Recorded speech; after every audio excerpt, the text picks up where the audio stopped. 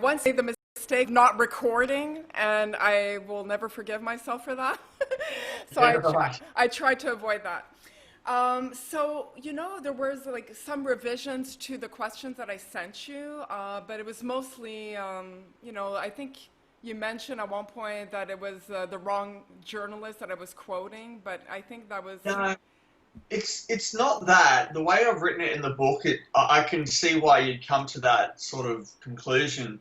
Um, so there are three people with very similar names, yes, and I know, last I name know. E, and a varying first name that is so similar that if you read it fast, you'll presume they're the same. So we have somebody who works in the sanitary control area of the animal welfare industries on the farms. Yes. And that unfortunately includes dogs. And then we have somebody who is the Secretary General of the Dog Meat Association, Yeah. uh, who was at the time.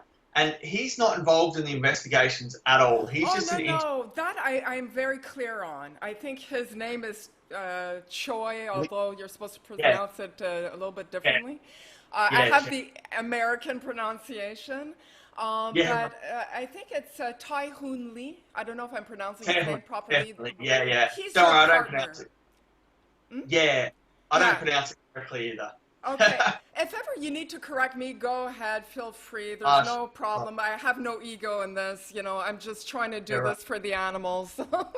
Sure, So sure. there's no issue with that. And do you have about an hour and 20 minutes or something? Yeah, mate. Whatever. I'm happy to take as long as you need. Okay, great. Super. Because sometimes I found that my conversations, I had my interview with Kevin the other day, and that actually went over 2 hours. I was like, oh my Wow. God. But he was very, very generous with his time. So we'll try to keep it under like an hour and a half. Like we'll try to cover Yeah, everything. sure. And I did remove all my questions about veganism and, Well, I might bring it up anyhow, but I don't want to discuss it as a separate topic because what I've found in the past, see, we have some very strong militant vegans who are emotional, yes. and they are completely have lost the capacity to feel what it's like to be somebody who's just starting out or haven't thought Yeah. about these things before, and we kind of lose a whole audience there, which is very disappointing.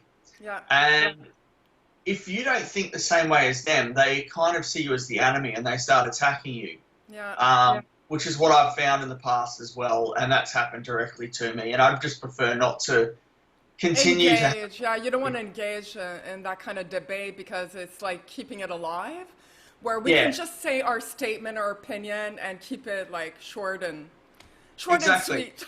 Okay. Exactly. And I'm going to bring that up. Carnism, speciesism, anything along those, it has to be brought up because it's completely relevant during this conversation. I Uh, agree. Okay, so yeah, we'll go with the flow. We can stay, we can keep to the questions or we can go off topic. It doesn't matter to me.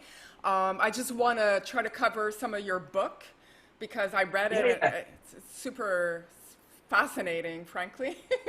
And I want to encourage people at home to read it yeah, because sure. so much information is in there. So, all right, so I guess we'll get Oh, going. 1 second. I do have it in Japanese as well. Oh my God, really? So, yeah, yeah, I've got a hard copy. I don't actually have a hard copy in English, but there's a lady who translated it into Japanese, and Wow. obviously with permission and assistance, and it's being circulated in Japan. So that was actually a very important development. Yeah. And um, I mean, to be frank, I might have, out of all the copies sold, I might have made 500 Australian dollars. So about Oh, I 300. know. It's not a money-making machine. No, no, no. A lot of that money's gone to animal welfare groups there, which is great. Yeah. And I'm just happy that that's happened because Japan is overlooked largely in the international world, Okay. especially in the dog meat trade, Mm. because there's a lot of Koreans that live in Japan, and it is a very small industry there, but it's still there. Oh, And yeah. Yeah, well, You it's don't hear often about it much, so that's interesting. You could bring that up maybe. When I talk about your book, you could say it's been translated into how many languages at this point, and just English and okay. Japanese. Yeah. I will, like, just so you know, when I do the podcast, I edit it quite a bit and I insert like information. I even type in information Yeah. so people at home can follow, you know, like sometimes they'll miss a cue. So all that will be fully on display. Before we start, can I ask a completely inappropriate question? I'm Sure. very direct and I never mean offense, but I just want to know your accent. It's not a typical Canadian accent. Yes, well, I'm French Canadian. So Ah, my mother's from Quebec City, and my father is actually, he was like, he's from Germany originally, but from Alsace. So his grandparents were from Germany, and then they migrated to Alsace, and then during the war it was conquered by France. And yeah, right. so he would speak French, he would speak German, he would speak Russian. I mean, this guy had like languages down pat. I retained two languages. I'm a mix, you know, like often people that are Anglophone will detect an accent in me, and people that are Francophone detect an English accent in me. So it's really, And yeah, English, it's kind of weird. okay. But you know what? I go with it. You know, it doesn't matter to Yeah, man. me. Live it up. I love your accent, by the way. I Oh, cheers. Yes. When I was growing up, I used to watch a show called Home and Away. I know. I knew it would make you laugh with that. I don't even know if you would know about it because there's an age difference between us, I'm sure. But I used to watch How it. old are you? I'm gonna be 48. Oh, wow. Yeah, I know. Oh, really? Hang on, I need to close me and have a look at you.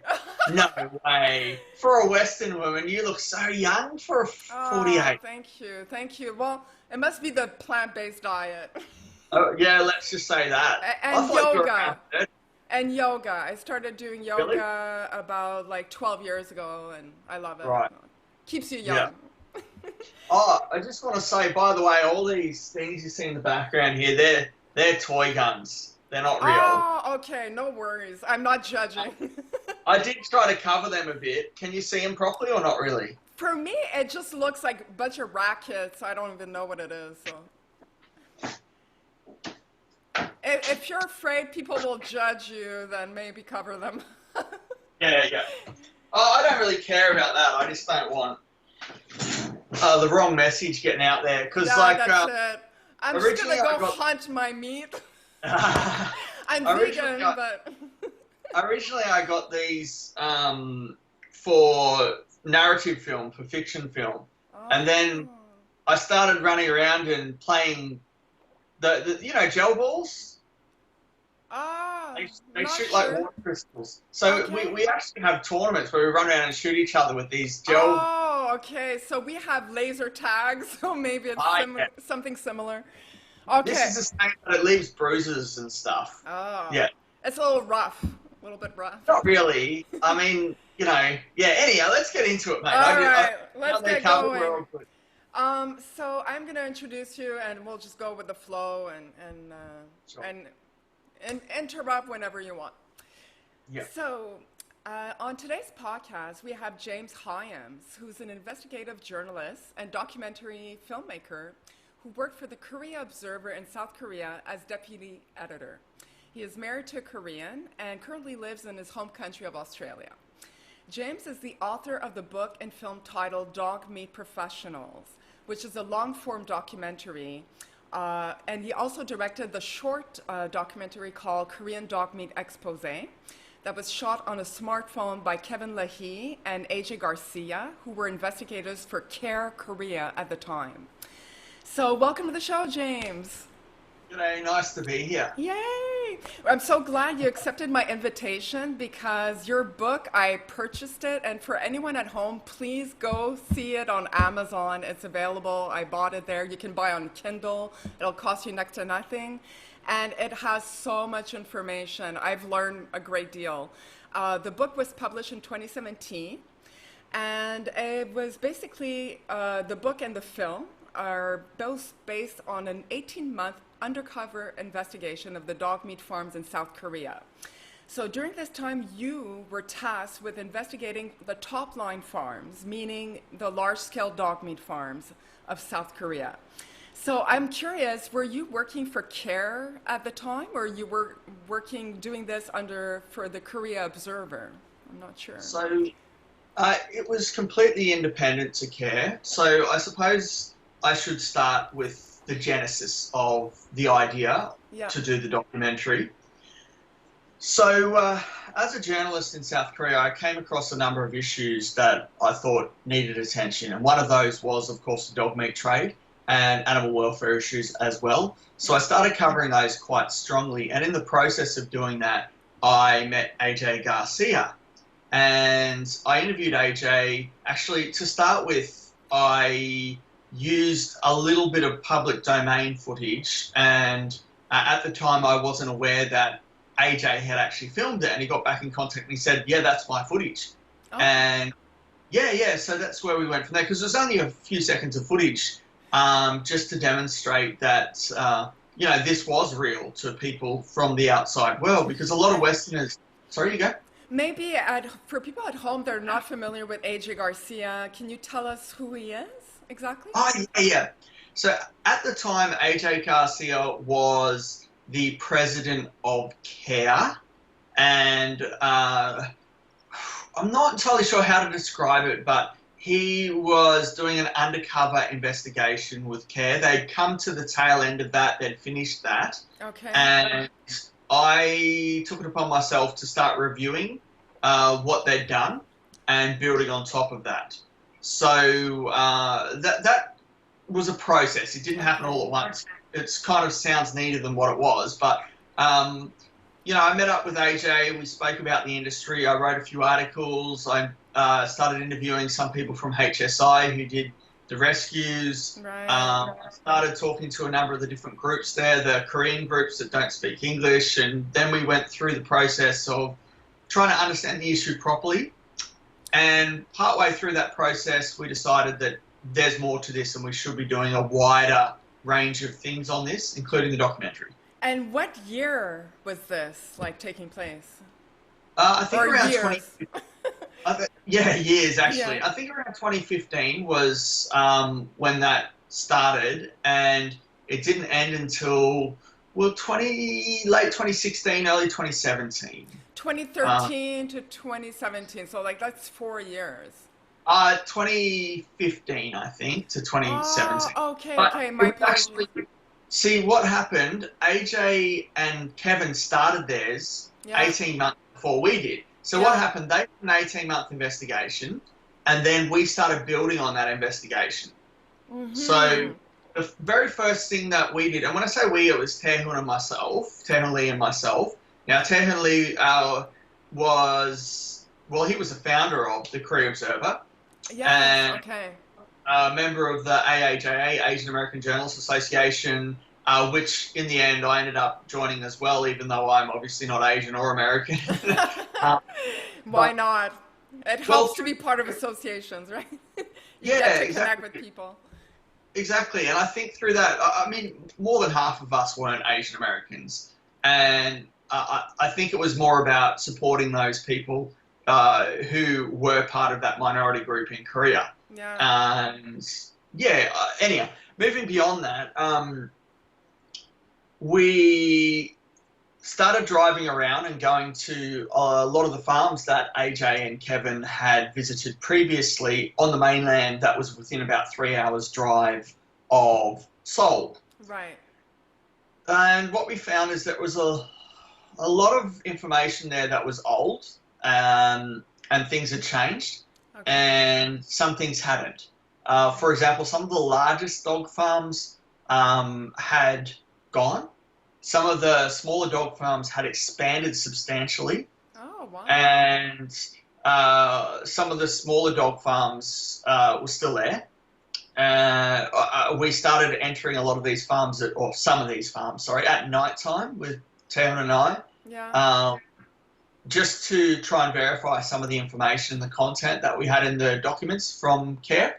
Right. And I'm Yeah, we curious, how do you I'm under what premise did you gain access to these farms? Because I'm sure they see you coming a mile away, well this especially was you, a foreigner. So they're like, yeah what are you doing here? What do you want? So what yeah. would you tell them? What was the story? Well, the first stage we didn't tell them anything. We entered. We just entered Oh, at night time, um, probably illegally at night time to start with. But that was not me doing that. I was told to wait outside and film from the outside. okay. And that was the process to start with. Because we were still on the information gathering stage then.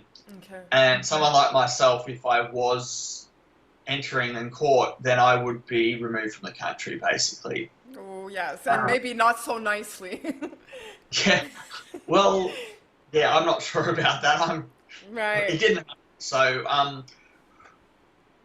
yeah, I'm Well, not going to say yeah, who like they were. I don't want to give it too much away because I do want to read the preface of your book that I encourage everyone at home to go read because it does like set the tone of this investigation and what you uncovered. So the book is a result of a multifaceted 18-month investigation into the dog meat trade in South Korea. The purpose of this investigation is to expose the reality of the trade and present the facts in a documentary titled The Dog Meat Professionals. At first, my expectations about what I would find were based on the feedback from activists outside Korea. These expectations were wrong. I was misinformed, just like many of us have been. Forget everything you think you know about the dog meat trade in South Korea. If you believe any of the following statements about the South Korean dog meat trade, then you need to read this book. So the statements are: dogs are tortured intentionally. Dogs are boiled alive. Dog skin is used to make leather products. All Koreans are barbaric and evil. I don't know how many people believe that. I hope not too many. 2.5 million dogs are killed for meat in South Korea every year. If it wasn't for international rescue groups, the situation in Korea would be far worse. Edible dogs are different from pet breeds, and dog meat improves health. Well, yeah, so we're going to go through some of those myths Sure. that are prevalent in the country. I mean, dog meat improves health. It's a belief that a lot of Koreans, old generation Koreans, maybe have, and so we're going to talk about that today. But basically, I first wanted to ask you. You were working in Korea at the time, so that's why you took this on as an Yeah. investigation, because you could have investigated the China dog meat trade, which is Yeah. huge. It's quite different. It's completely different in many ways. But because you were in Korea, you uncovered this dog meat trade and you decided to pursue it. So I'm going to go through some of these myths, and the first myth being dogs are intentionally tortured to increase adrenaline. So this is something I've heard of. I mean, I actually discussed this with many of my previous guests on the podcast, and in some parts of Asia, it is true. It is very Yeah. true.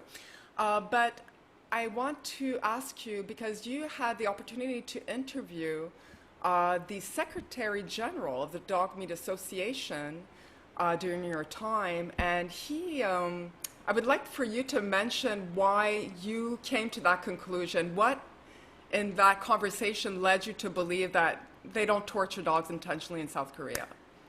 Well, it wasn't that conversation. It seems like in the book that that was a conversation, but it's actually the process of 2 years analysis. Right. So obviously, talking with AJ Garcia, I got statistics on how they killed the dogs, and AJ was very adamant that in most cases, dogs are electrocuted to death, and we've seen that. I've seen that in the farms as well, in the slaughterhouses. So I've seen this process. Right. And so AJ's seen far more farms than I have, and Kevin, who you have interviewed previously as well. Yeah. So, as I said, I was building, myself and Taehyung, we were building on all these premises that were told to us from Korean dog meat activists or animal welfare organizations. And the understanding that most of those informed people have is that dogs were taken from the farms to a slaughterhouse or killed on the farms, and they were killed using electricity. So, And yeah, I don't want to interrupt you too much, but that's an important point because there's a difference. And in your conversation in the book, you talk about the Secretary General highlights the fact that there's a difference, a marking time between 1990s and before the 1990s, where they would have to hang the dog or they would beat the dog. That was more like the methods used to slaughter the dogs. But after 1990, their electrical bores became more efficient because before the fuse would blow, so they could not electrocute the dog successfully. So that was a marking point, and that's why nowadays it's much more efficient, time-wise and everything, to electrocute dogs. Is that the... yeah. So I just want to clarify something there. Just because he said it doesn't mean it's accurate. No, of course not. um, Now, what? So forgive my language. They call it a vibrator in Korean, and that's the electrical rod that they. Put Well, in it's the a mouth. horrible topic. Yeah, put it in the mouth. Unfortunately, I'm just going to have to be blunt when I Yeah, describe it. go Be ahead. literal. And I know that's going to put some people off, but the reality is horrible. Yes. Um, so this vibrator or electrical rod goes into the mouth of the dog, normally under the tongue or on top of the tongue, depending if they can get under the tongue. And then they have an electrical charge that goes through the dog. So they use water to bring that current around. So they normally put a little bit of water around the dog as well. And they're wearing rubber boots all the time. When I say they, the person who's killing the dog. Right. So the person who's carrying the vibrator, um, sorry, mate, it's It's horrible, it's absolutely hard to get horrible. the image out of your head, right? So Yeah, I mean, I used to talk about this so callously, but time has passed, and like I think as time passes and you start reflecting on these sorts of things, you start to get imagery coming back, and it's not through the camera. Because at the time, you'd film stuff and you'd get imagery through the camera. yeah, And the camera was sort of like your window to depersonalization, to dehumanization, to the whole process of being removed from the situation. But yeah. now that time's proceeded, I suppose I'm getting, like Chongyangi, I remember seeing a dog dragged out. And at that time, I didn't actually film it. I got the camera at the tail end of it Okay. and filmed the tail end, but I saw the dog, getting electrocuted straight in front of me from, the process of maybe 6 to 7 seconds between it being dragged out of the cage at Okay. Chongyangi Market to it being electrocuted to it going stiff. And yeah, anyhow, moving past that. It's scarring. I mean, we're gonna talk about that because I don't know how you could do this. Like, I could never do this. Like, it would be traumatizing for life. But we'll try to keep on Well, topic. I'm a bit softer than the other guys. Like AJ's great; he can put that aside, and so can Kevin, and I can as well. But the reality is, it was unexpected for me then to go and have that mental note Yes, from I'm back then, sorry. actually. No, all good. Okay. Because I'm starting to think, well, how callous do I describe this? Do I be direct or do I tiptoe around the issue? And like, let's be honest, putting an electric rod into an animal's mouth and electrocuting it is horrible, It's absolutely horrible. horrible. Yeah. And, I mean, reflecting on that process, you wouldn't do that to any other animal. No. That's horrible. And I mean, there's no nice way to kill an animal. No, but it's not much better than beating it to death, right? So it's Well, pretty I horrible. think it's worse. Yeah. All right. So, all right, and I'll clarify that. I'll go back before I started to drift off and Yeah. Okay. go into memory land. So the 90s. The question about the 90s switchboard and the electricity. Right. Yes, perhaps the electricity and fuse systems and the wiring in houses weren't as good as what it is now. But I can tell you, in a lot of those old farms, the electricity and the wiring is the same from the Yeah. 80s. So that hasn't changed. Okay. But what they do to electrocute the dogs is they use this vibrator or this electrical rod, and I'm going to call it electrical rod because I don't feel right calling it a vibrator, but this electrical rod they put into the dog's mouth and they electrocute the dog, and it's basically passing a current directly from the switchboard into the dog, because they make these rods, electrical rods themselves, Okay. and there's no way to manage that current. Okay. So whatever comes through the wall goes straight into the dog. And sometimes that might be a little bit weak, and the dog may not die straight away, and sometimes it'll be stronger, so the dog will die a lot quicker. And this is where the whole perception of the dogs being boiled alive comes in. Now, I'm not saying it doesn't happen, but I can tell you now it does not happen at major slaughterhouses or professional dog farms or model dog farms. I mean, because now, large-scale farms have, you know, they're huge. They're like farm factories here. Like they're large in operation. They have all the equipment, the tools, and the electricity. But what you're saying is that, yes, some dogs are boiled alive ultimately because they don't die. They don't die from the current. I need to qualify the process of the killing of the dogs. Right.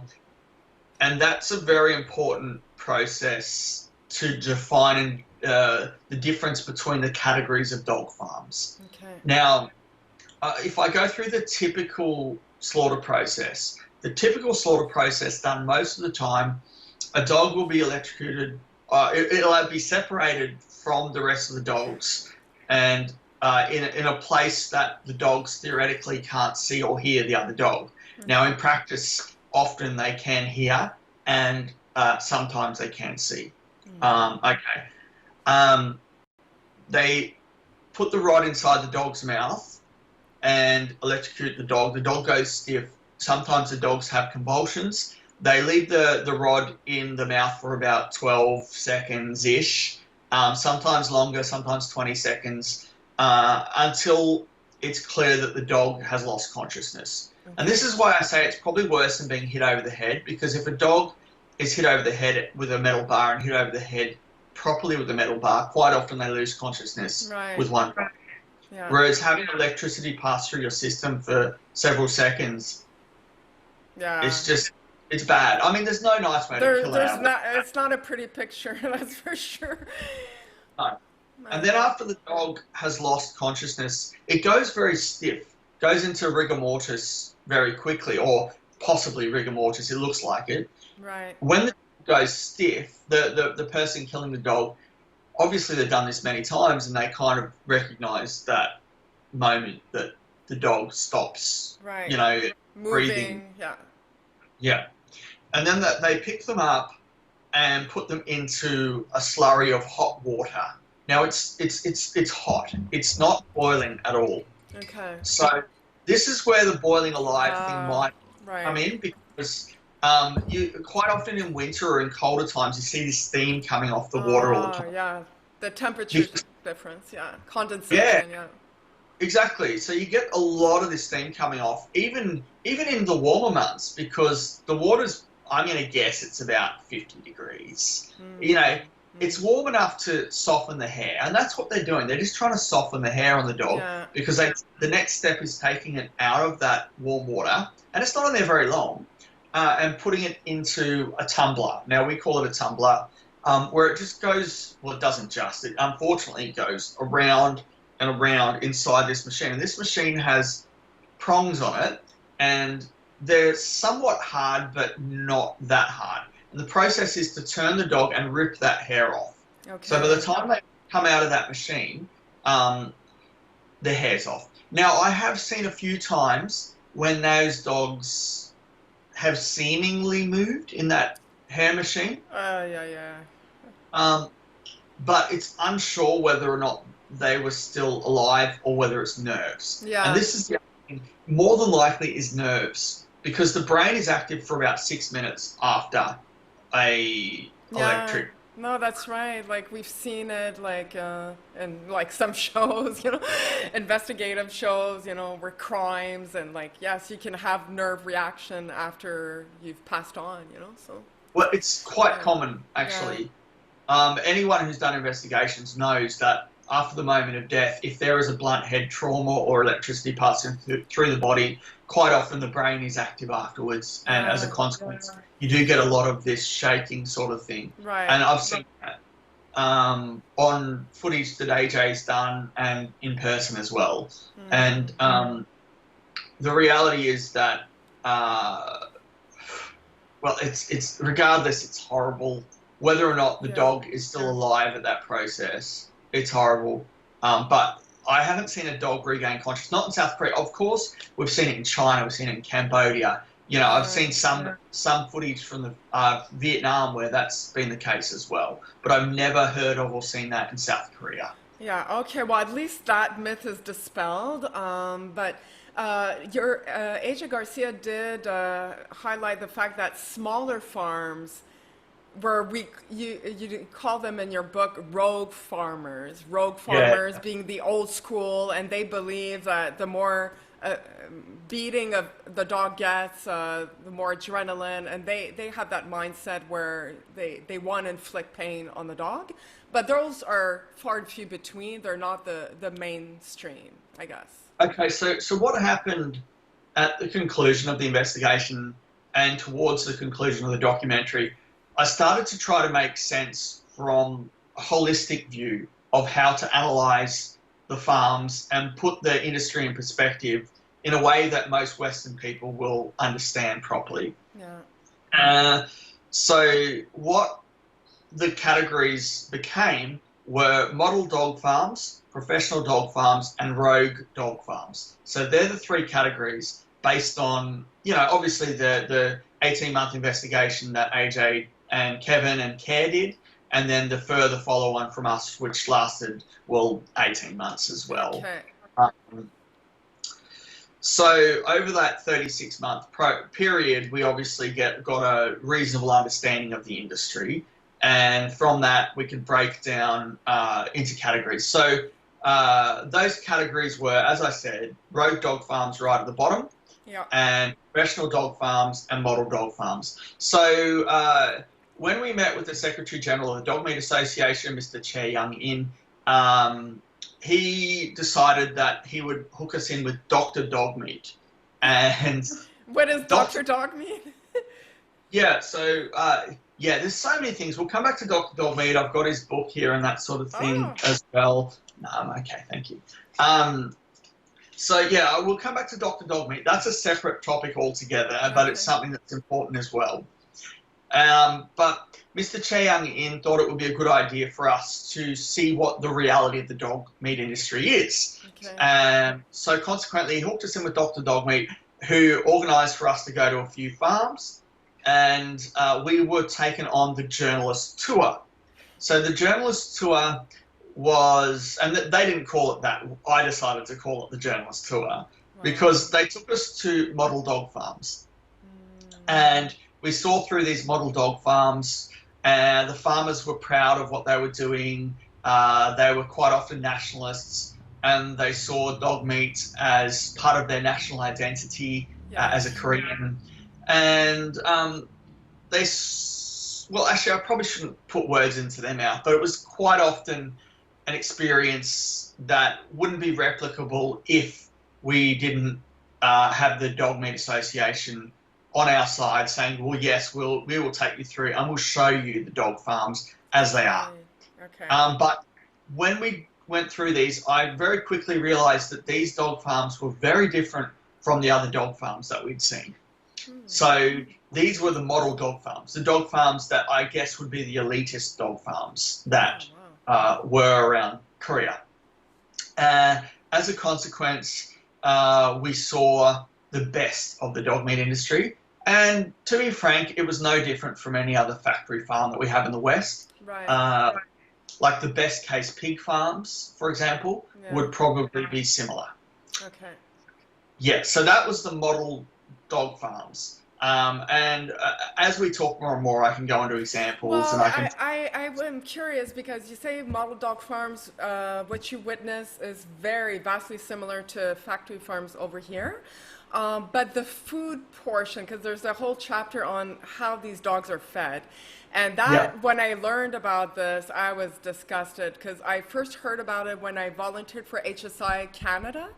Yeah. They bring back dogs that they rescue from small farms in South Korea, and they give us a whole workshop, like information seminar, like what are the conditions these dogs are in, and they're fed essentially what we are, well, it's garbage waste, like restaurant garbage waste that they're fed, and they're supposed to sterilize the food according to the Waste Management Act, but most dog farmers do not because it's too costly and time consuming. So these All right. dogs swallow like sludge that's full of bacteria and disgustingness. So would they feed the dogs the same way on these model farms, or was All that right. an So, exception? well, the model dog farm. All right. So I must clarify that there's different categories of food waste to Okay. start with. There's like Now, grade A, grade B. yeah, well, kind Less of. bacteria in this one. Well, for example, on one of the model dog farms, they had tons of offcuts from the pig farms. So it was Oh, offal from the pig farms. So that's still food waste, but it is premium food waste. right. So it came directly from the pig slaughterhouse Ah, areas. okay. Yeah, and he paid for that. So Okay. that's top quality food waste. And Right. he would grind that up with the other food waste as well so that it was proportionate. And he had special machines that he'd use as well to sanitize the waste. It wasn't the boiling process, but it was probably a better process, I would presume, Okay. with a specialized machine that actually grinds this up and adds other components that ends up making it into, well, sort of like sawdust. And then Okay. he adds water to it afterwards. But it's a very potent mix of nutrients. Okay. And that was probably the best Of all the example. farms, right? Like of all the Yeah. farms, yeah. Yeah. As for one of the other farms, that the model dog farms, um, he would buy top quality chicken offcuts.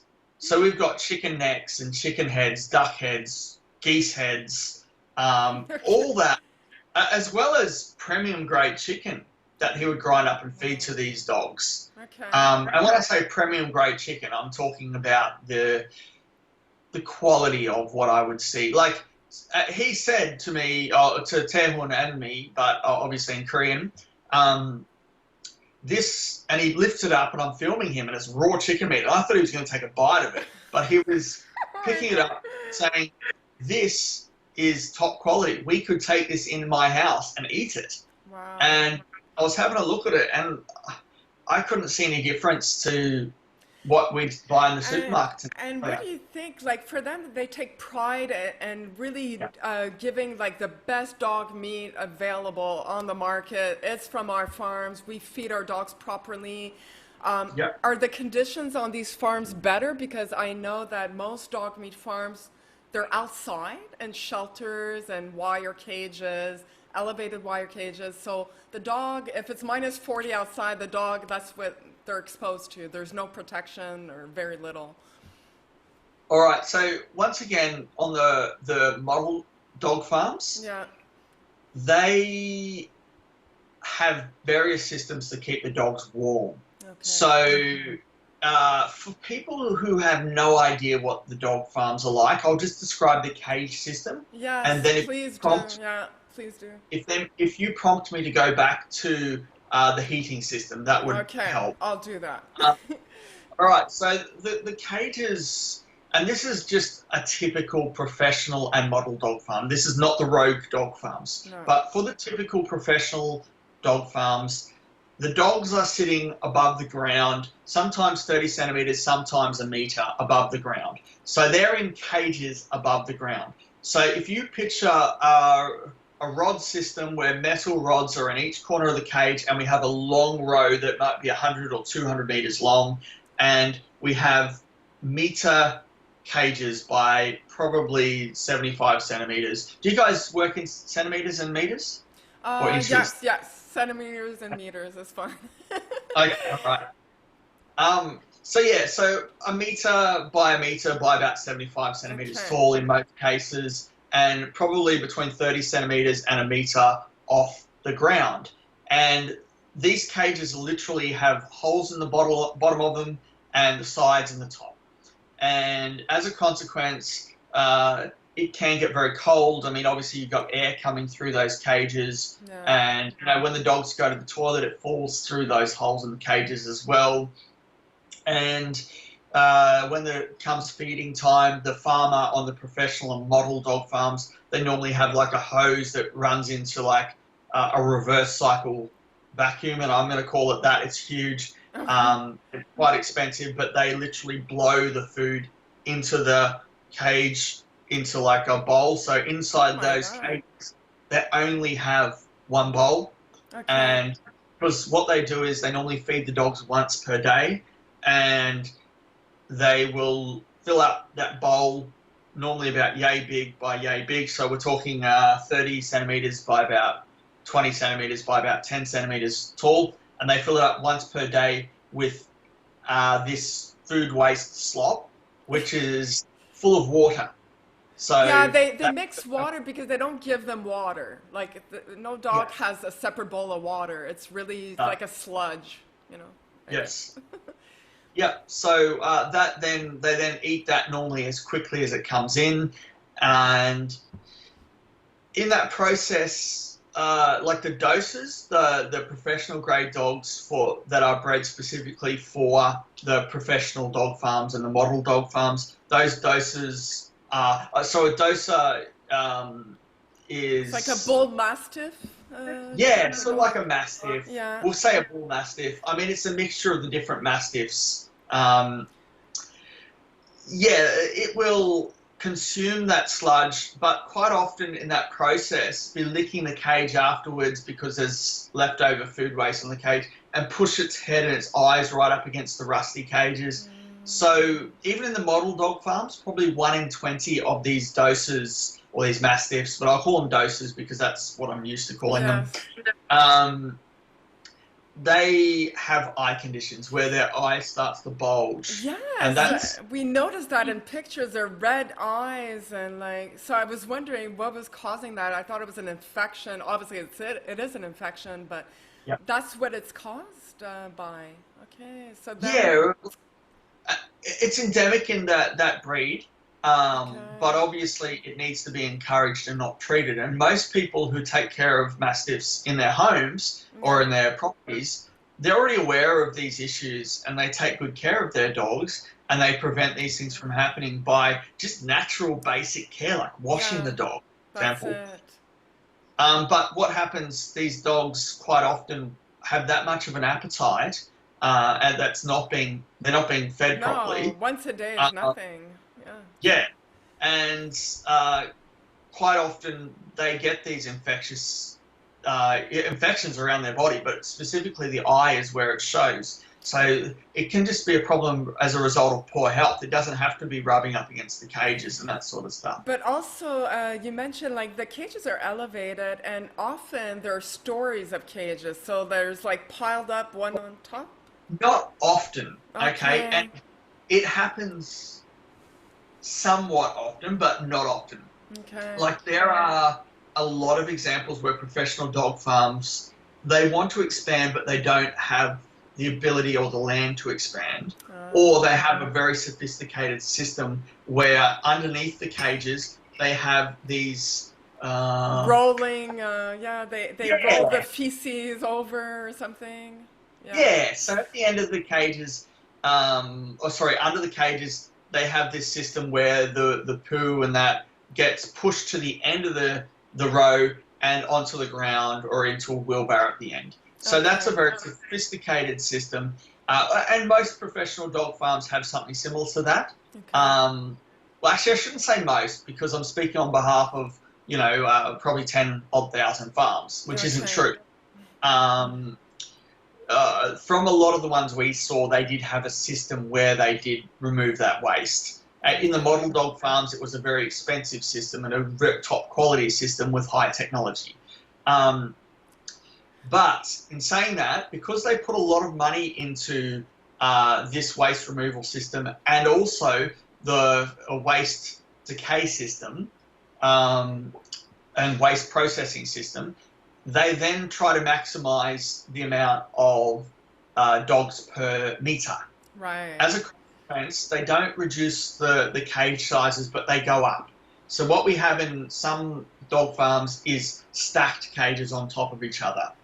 Okay. And Well, we talked about that with Kevin, and I said, so what happens if you're like on the first story of the two-story farm, for example, do the dogs, they defecate on top of the other dogs below? But he said, no, like there was like a system to clear the feces.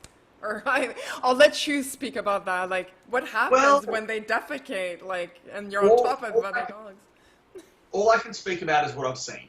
Yes, Okay. yes. And it's a limited snapshot of the industry. And I want to be careful making a generalization about this particular topic because double-story dog farms is not the norm. Yes. It happens, and it happens in certain areas. And one of the model dog farms that we visited with the Dogman Association was a double-story dog farm. Okay. So that's an important thing to note, that Yeah. this was regarded as one of the better dog farms around the country. And for breeding purposes, it is top quality. He has breeding facilities that are superior to even that in the West of dog breeders. Wow. So we'll come to that. Okay. But in his double-story dog farm, the dogs that were on the top story would actually urinate, and it would go on the dogs below them. Oh, And when they pooed, that's so. when they pooed, if it was a solid poo, it would be removed from the cages. Okay. But if it wasn't a solid poo, it obviously falls through. Yeah. So, but I just want to clarify that that's It's not probably, the norm. It's not the norm. But in saying that, he did have a full-time worker on all times, and he would go through. When I say he, the migrant worker, Right. the expat, Yeah. would go through and literally hose that area out very quickly. And underneath these double-story cages, so if you picture this, I don't know whether you can see properly through the camera, but Yeah. if you picture one story and then another story, dogs up here, dogs down here, cage row that's 150 meters long with maybe 4 meters between the rows of cages and maybe a half a meter gap under the cages. When I say under the cages, I'm talking about under the first level of cages. Right, Between the right. first and second level, there is nothing.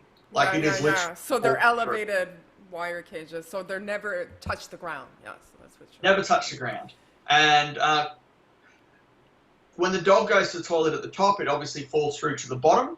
Then the expat will come through and wash that away, and it'll go onto the concrete underneath on a slight slope and down a much more steady slope at the end of the cages into a waste treatment area. Oh, okay. And what happens there is the dog farmer has another machine which mixes up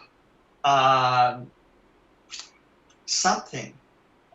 It's like a food waste that has a lot of bacteria in it that is specifically designed to go with feces that will start to break down the feces quite fast, reduce the smell of the feces and the urine as well.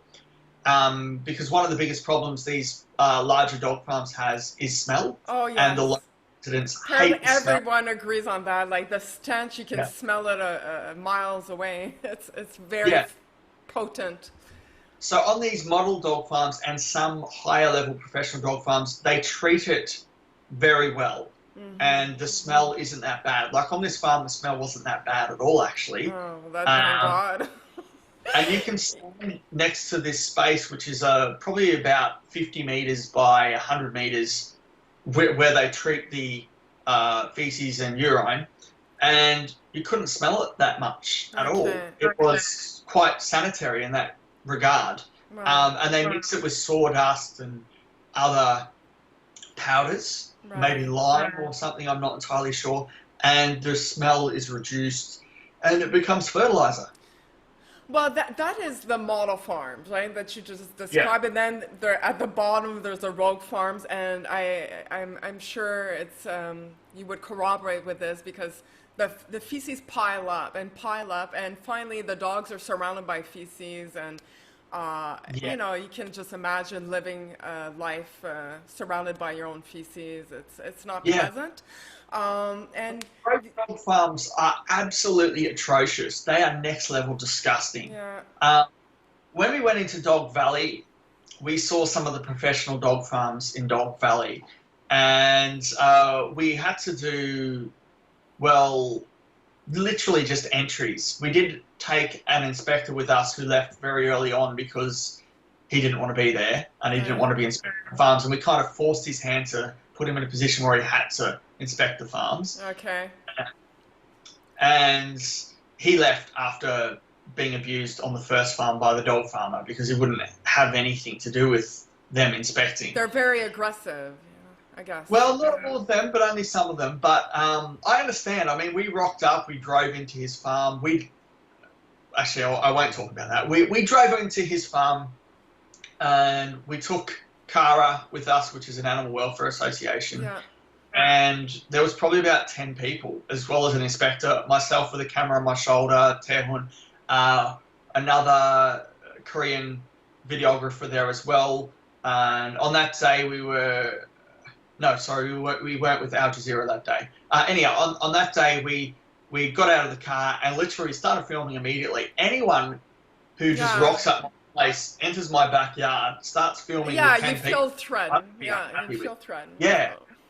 And then the first question that was asked, even before the dog meat inspector, well, sorry, not the dog meat inspector, the farm inspector, before he could even introduce himself properly, the animal activists were walking into his farm, and asking, "What's that dog over there? That's not a dog Yeah, meat so dog. Where did that dog come from? It's got a yeah, collar."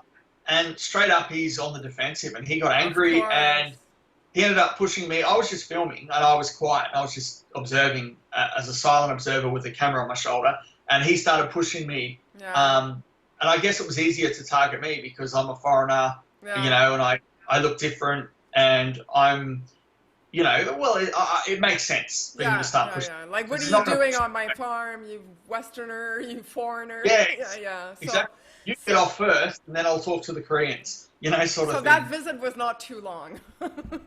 No, that one wasn't that long. But then we went, next door. But I mean, in Dog Valley, there's about a dozen dog farms. They're all And in very close and where is proximity. Dog Valley relative to Seoul? Is it very Uh, far? It's about two so it's hours. like Gimpo, and I suppose about an hour and a half. But in Seoul, you can have awful traffic, and an hour and a half normal trip can end up being 3 hours if you Oh have a my bad God. trip Okay. in Seoul. Because Seoul's massive. Seoul is 10 Wow. million people, and it's the only capital city in South Korea. Right. So it is it. It's huge. Um, Yeah. yeah, it is huge. But yeah, roughly an hour and a half drive from, the main area of Seoul. Like when we set out, it took us nearly 2 hours to get there. And Uh, if we talk about just the form that you investigated yourself, because you were building on top of what Kevin and AJ had already covered, how many farms approximately did you visit yourself? Like um, roughly. See, this is the difficult part as well. We did visit a lot, but at the same time, we didn't really visit them. We just walked in, had a quick look, and left. Right. Um, some of them we were there in detail, so probably around 30 farms, I guess. But you Um, would select them through, like you want to see the best and then the worst. So you saw a wide array of different farming practices, and you told me earlier to bring you back to the heating system of the model farms. But yes. you can Right. tell us a little bit about that, and then we'll So, move on to the other topics as well, because there's a transportation oh aspect yeah, as well that yeah. I'd like to talk about. Yeah. So the professional dog farms and the model dog farms, and once again I'm generalising, but for the most part, and I must clarify what a professional dog farm is. So for my purposes, somebody who does it as a full-time job, Yeah. rather than somebody who does it as a side thing or just as a hobby because it's convenient.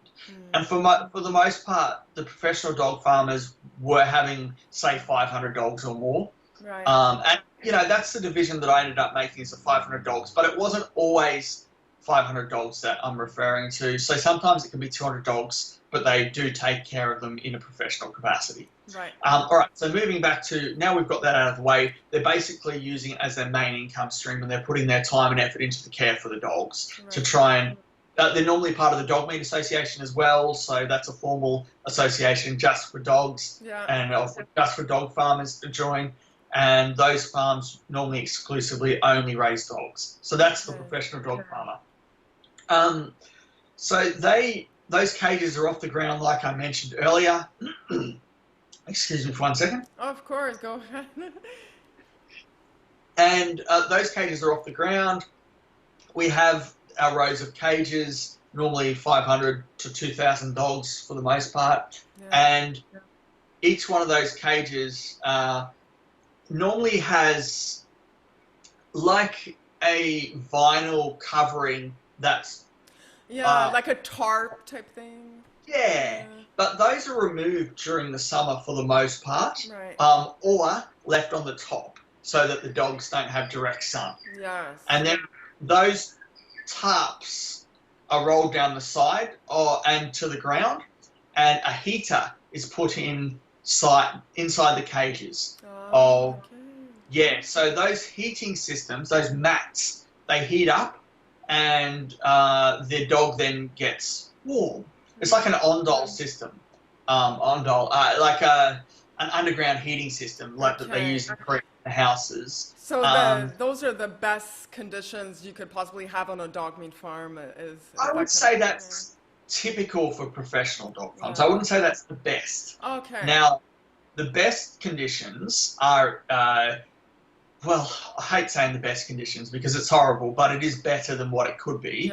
And those have a tin roof, and they have the same system where things are rolled down the side, but they're indoors with a balcony, not a balcony, sorry, a covering over the top as well. So they're protected from the rain normally. And not only do they have the roll down outside tarps on the cages and then the heating system on the inside, the outside closes up as well of the actual big enclosure, and that way they have protection from the cold to start with from the outside and the wind from the outside from the first layer of the structure, and then the cages themselves have another layer of protection. So that's the absolute best case scenario. Can I ask you, like, we say they breed dogs, so most of the dogs are actually born on the farm? Once again, generalization, but what I can say is for the model dog farms that we saw, they are bred and born on the farms. And that postnatal care is of varying quality. Now, I'll look at, I'll call it the double-story dog farm. The professional model double-story dog farm that we went to has some of the best breeding facilities I've ever seen. It's actually, for what it could be on a dog farm, it's actually quite good.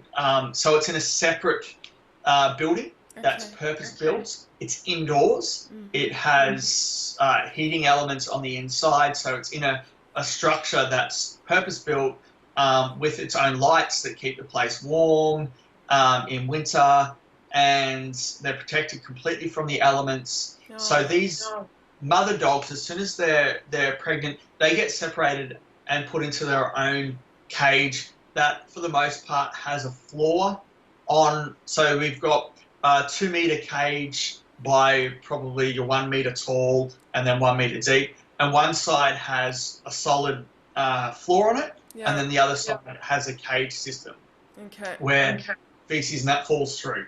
But the side that is solid is obviously an area where the mother gives birth on normally, and then the puppies stay on. Because what I noticed on some of the professional dog farms that didn't have those facilities, the small dogs, their feet would fit through the cage, the holes in the cages, and it wasn't good for them at all. But on this particular farm, he had that system where the dogs could seek some sort of comfort on Okay. solid area of. And how long do they keep the puppies with their mother in general?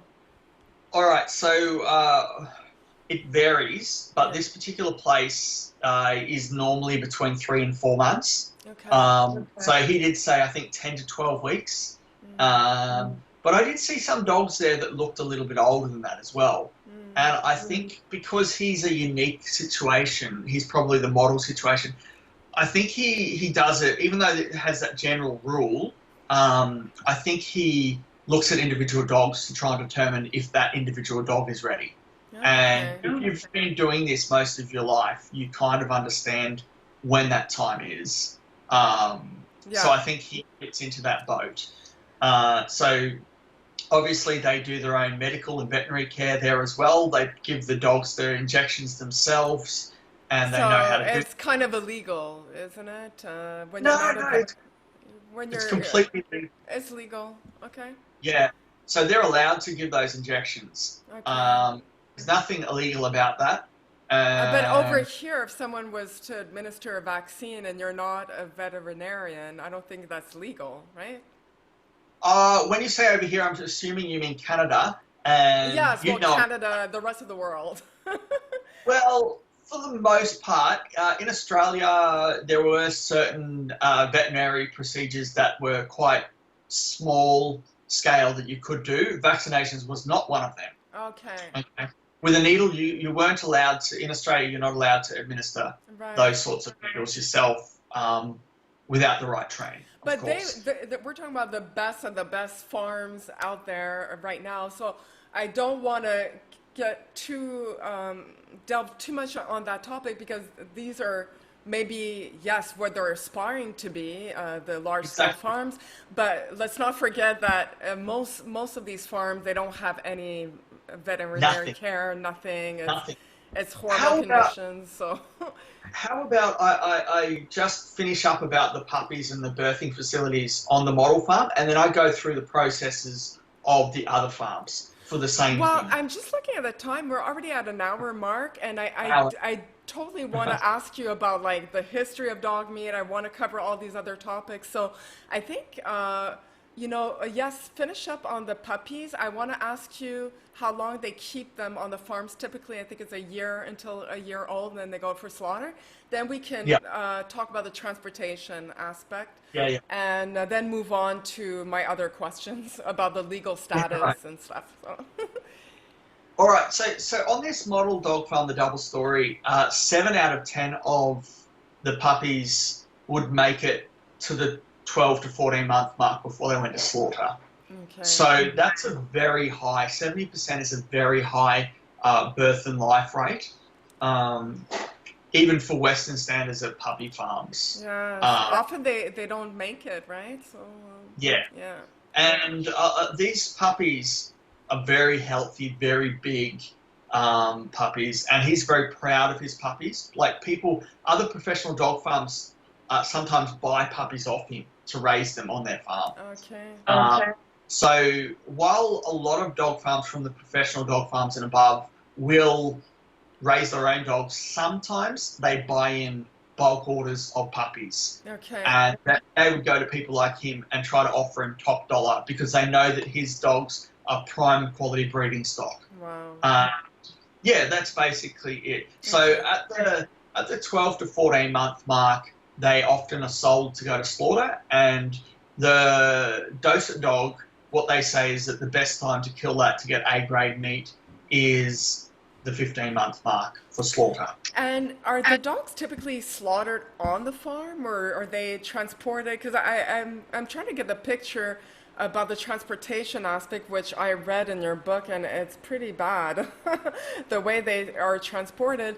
So what happens? Like, do the farmers do the slaughtering, or they sell the dogs and then they go to market, and that's where the slaughtering happens? Maybe. Well, it depends again on the individual farmer, but for a lot of cases, they do go to slaughterhouse. Okay. For some cases, the farmer will direct sell to the public. Oh, And okay. if somebody drives in off the street and says, I want that dog there, now the farmer has the option of sending that to a slaughterhouse, and the dog will then be killed at the slaughterhouse. Normally it costs around $20 a dog to do that at the slaughterhouse end. But then there are quite a few professional dog farms that will slaughter the dogs themselves. Now, this is where it comes in about hanging the dog.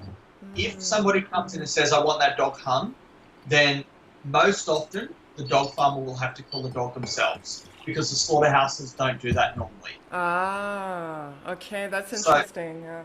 And this is the process as well. So some slaughterhouses will hit the dog on the head to knock it out and then cut their throat to bleed the dog out. And the reason why they do that is they believe that the meat turns a slightly different color, because the blood, if the dog's electrocuted, the blood stays in the system. Yeah, and it gets black or something. I read in the book. Yeah, that's right. Yeah. Well, that's the terminology they say black, but it's more of a dark grey, purpley color. It's the same in any animal, to be honest. Even us, if we die and all the blood's in the system. I mean, the reality is that blood, when you die, it starts to thicken. Yeah. And if it's not removed immediately, the blood will clot, and it will cause a different composition of the flesh in the body. It's not ideal, yeah. So they normally would bleed the dog to death. When you say normally, the dog farmers prefer that system because they believe it has better dog meat. But on most of the professional slaughterhouses, it's electrocution. Yeah, that's right. Bleed dogs out. Okay. But then in other, like AJ has great footage in particular farms where people killing the dogs have talked about the process. And they've spoken about this in Korean, talking about why they, in one farm, hit the dogs over the head and bleed them out using, cuts. Yeah, that's right. It's in your book, so I remember reading that chapter. So, what about the transportation aspect? Like, in your book, if I could, oh my God, okay, almost lost my page. I'm just gonna read this section. Lainey, could I grab something warm? A cup of coffee or something? Or maybe a cup of tea? Thanks, babe. Sorry, babe. Yeah, you have someone tending to you. That's good. So I will just read a little bit of a section of your book that talks about the transportation. So farmers remove dogs from their cage that they have lived in for an average of 15 months with a metal hook that chokes the dog and basically crams them into a smaller transport cage. Dogs are literally squished together so tightly, breaking limbs, and many dogs suffocate to death on their way to the markets. At the market, the delivery of the dog is either unloaded by a crane, or the driver simply kicks off the cages to the ground, causing further harm to the dogs. Drivers have that mentality. They have zero feelings towards the dogs because in their mind, the dog's going to be slaughtered anyway, so they do not try to spare them from harm.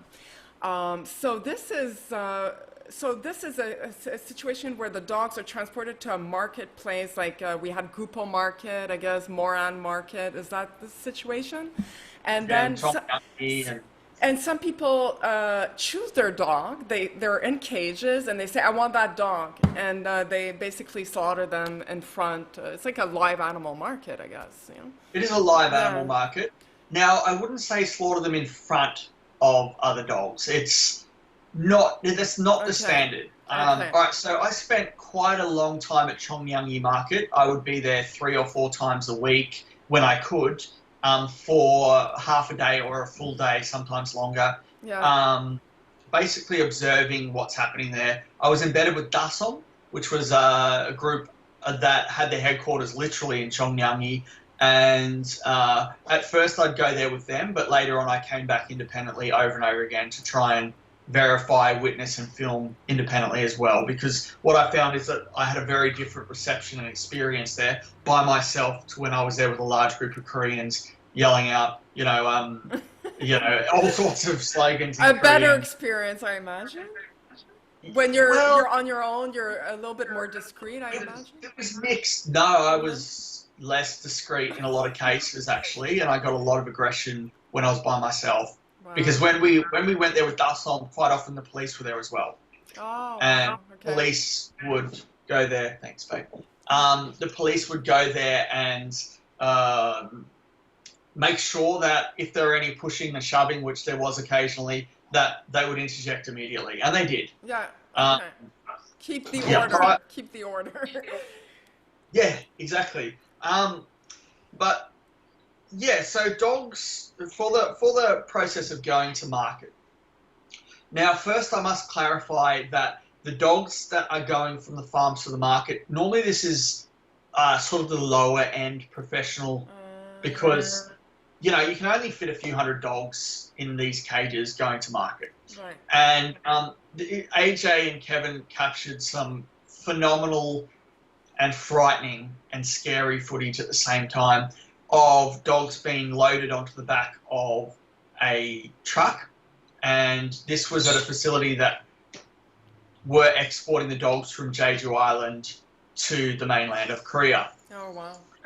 And it was horrific. When people see this footage, it stays with them. And I've shown this footage to a number of different people, from dogs being slaughtered, small dogs being hit on the head and that sort of stuff. And that's really horrible. Yeah. But for a while you get desensitized to that. And it's still really, really horrible. And it's, if you don't see it for a while and you come back to it, it shocks you again and you think, how it's happening. But when you see the cages and you hear, and it's the noises that you hear from the dogs when they're being put into the cages, that's where we start to It's something I can't tolerate. Like I personally cannot, to this day, I can't watch these videos. At the beginning, when I first discovered the dog meat trade was in 2018, and it was Yulin, festival with all the gory images and dogs being boiled alive and all that. And the transportation aspect is very brutal because they will do everything it takes to fit that dog in a cage. They want maximum dogs per cage, and they don't care if they'll break their limbs. And these dogs are gonna die. Like, most of them don't make it because we're talking about hours under the beating sun and heat, no water, no food for days. It's as cruel as it gets. I mean, how can you get crueler than that? It's really horrific. Needless to say, the transportation aspect of these smaller farms that actually sell to markets. And this is something else I want to ask you because a lot of people at home don't realize, but in South Korea, you can't just buy dog meat at the supermarket. You can't go to the grocery store and buy it. It's not under the Livestock Sanitary Control Act or... Yep. So the dogs in South Korea, so let's talk about this legal aspect of dogs in South Korea, because they are on the livestock list, but they are not included in the Livestock Products Sanitary Control Act, which basically governs the protocol and the policies to follow when breeding, transporting, and slaughtering animals, like they do for farm animals. So they're not protected under that. So basically, it's anything goes, like there's no rules to follow, and often this is what gives way to brutal slaughter methods, because if the smaller farmers believe in that idea that the more the pain and suffering the dog endures, the better the meat, then that's what happens. And so that's a distinction between conventional farming and this dog meat. So in your book, you do talk about the legal status of dogs, and for people at home, where can you buy dog meat in South Korea? Like, if I wanted to buy dog meat, I go to a restaurant, but where else could I buy it? Okay, so there are wet markets, and those wet markets sell all sorts of vegetables and meat, and dog is one of those. So, like Chongyangi is a wet market, and consequently, and that's literally in Seoul as well, southeastern Seoul, Okay. and you basically get everything from eel and fish that they have in these really small Right. tubs with a small layer of water over them, to your vegetables and fruit, and your dogs as that as well, and sometimes goats and other sort of stuff. That's one way. It's the wet market. Okay. Now in Chongyangi, the dog, well, you've got butchers throughout the place, and they sell all sorts of meat, just like we do in the West. And dog is one of those meats. Dog is one of those. Okay. Dog is one of those meats, and that's pre-killed. Then you have other sections where you buy the live dog, but you're not buying the live dog. You're pointing at the live dog. It gets electrocuted, and then 20 minutes later, you have a dead dog that's cut up for you, fresh. Yeah. And then you have places like Moran Market, back when it was in 2015-16, before it theoretically was shut down, which isn't true, but anyhow. Yeah, we're going to talk about that, actually. Well, we can. Yes. Then, like, Moran Market is very famous for the dog meat trade. Now, they sell a lot of things at Moran Market, but there are two streets in that market that are literally, or were literally, devoted just to dogs. And as a consequence, you could walk along that section there that used to be next to where the car park was, and that whole street, you might have, all right, so I'm just going through my mind because I've walked it that many times. You've got the first one on the corner. You come around the corner, you walk maybe 50 meters. There's the first dog meat section there, and there are cages out on the front displaying a few of the dogs, and that's on the corner. Then you cross the street, and they might have 20 dogs in the cages out the front, and that would be their supply there. And then every day you'd have, or every morning you'd have, very early in the morning, a truck come up, and then they would take the dogs from the individual cages and put them into those market cages. And they're from the professional dog farms, the low or mid area of the professional dog farms. And then you cross, and you might have chickens there that are live in the different cages, and then goats there as well. There are a lot of goats there, and they'll kill the goats and the chickens as well, as, you know, like you point to them and they'll kill them. But then moving along, you have more dogs, and I suppose I could keep going along the road, but literally along that fence there, or along that path there, you might have between 10 and 12 slaughter houses where they would have the live dogs on display. And right now we are, August 8th, and just did a covered Botnal protest over here in Washington. And so for you, who's lived in South Korea, can we say like a few years, you were there for what we call Botnal. Can you tell us what you experienced and witnessed during those days? Basically, Botnal being the 3 hottest days of the summer. As I understand it, and basically it's traditional to gather with friends and family and eat boshengtang, which is dog meat soup. I mean, I'll let you clarify that for us, actually. All right, so they're not all called boknal. Boknal is just one of the 3. They have different names for each. But, oh my God, go for it. Do you know the name? Well, let's just call them all boknal because it's easier. Okay. But basically, it's the harvest day. That's basically it.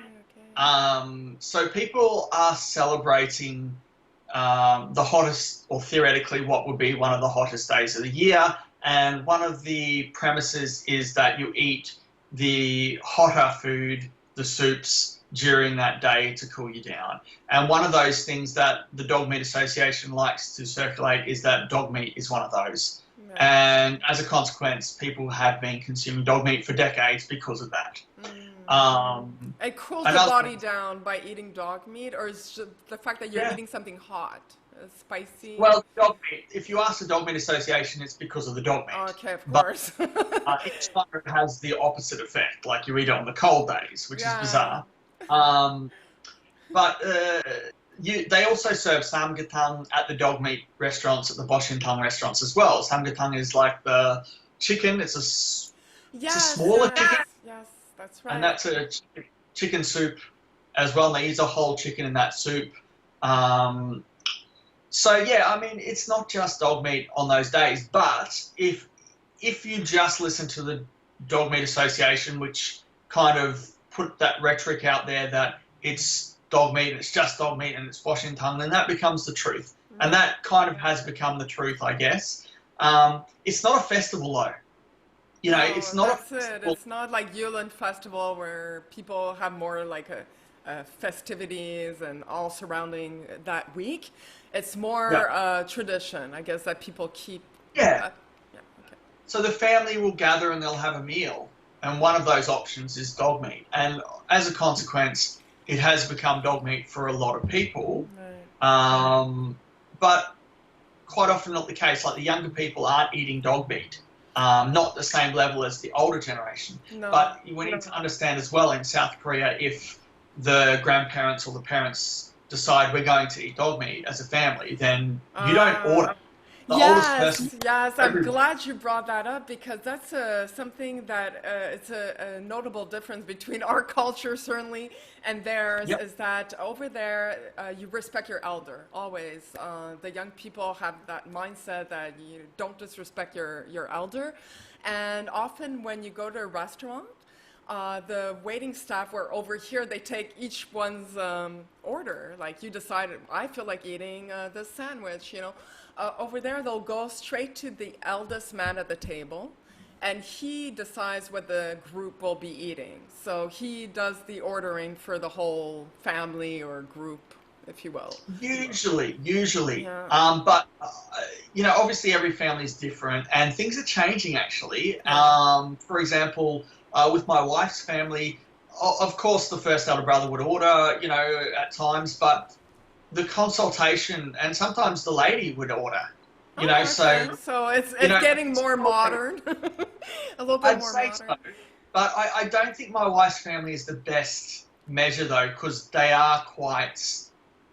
Well, I don't know. I wouldn't say they're the typical Korean family. It's probably a result of a number of things. They're Um, more progressive, I guess. yeah, I guess so. I guess so. There's still traditional paternalistic, family lines and duties and that sort of stuff, and they quite strongly, still have those. Right. But it's not as extreme as, say, some other families. For example, the whole family will eat together, but in certain families, the men and the women eat separately at separate Oh, tables. wow. Um, but not when out at a restaurant, when celebrating stuff. Right. And the men will drink beer or something and eat while the females make the food and tidy up afterwards and clean up afterwards. So the paternalistic roles are quite strong in certain families, Yes. but not in all families, of course. But generally speaking, like for example, um, you go to certain restaurants and you order individually, but Yeah. you go to other restaurants like a meat restaurant, for example, where you'd have Korean barbecue, and you don't order individually.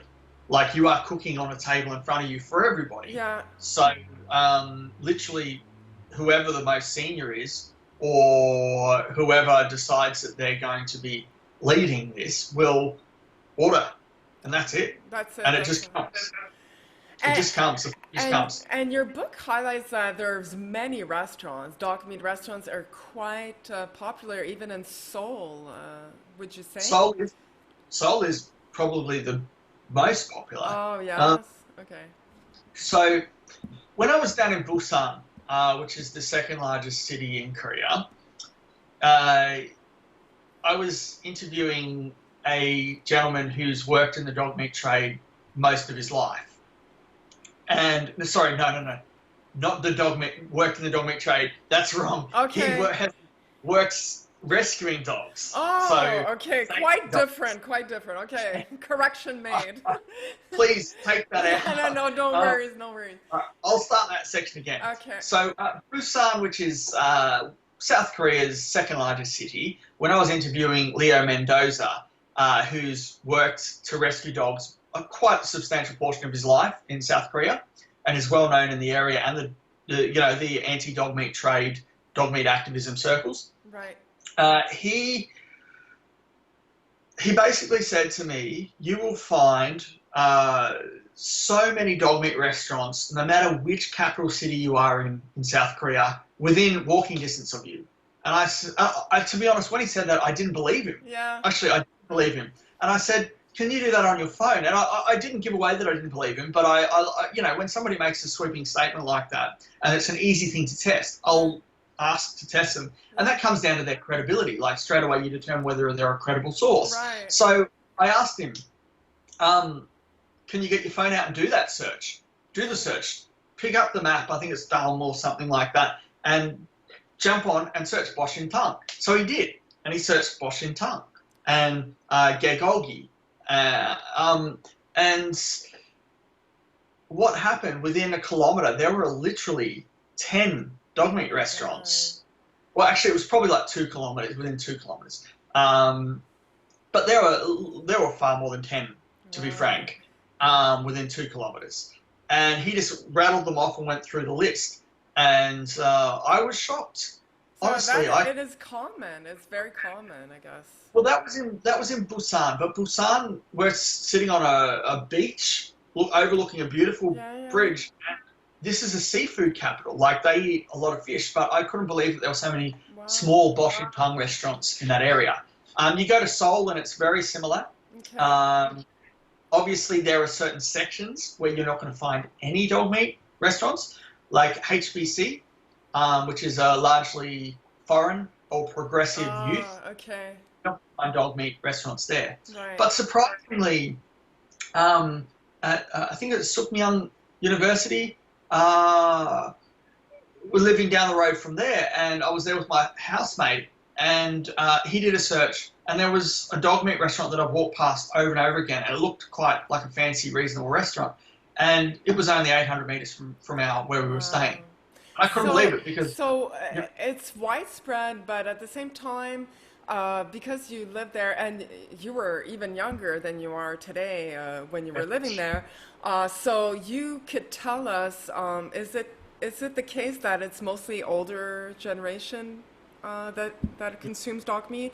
And the younger folk, what do they say about this? Like, what were their views on dog meat? Because they probably knew what you were doing, right? So... Well, the younger generation in Korea have a more international flavour to them. Right. They've exposed themselves to cultures across the world. Because of the internet, that's it. Well, not just the internet. We're seeing more and more people from outside of Korea come to Korea and take an interest in Korea. Yes. So as a consequence, these people at university see foreigners there now.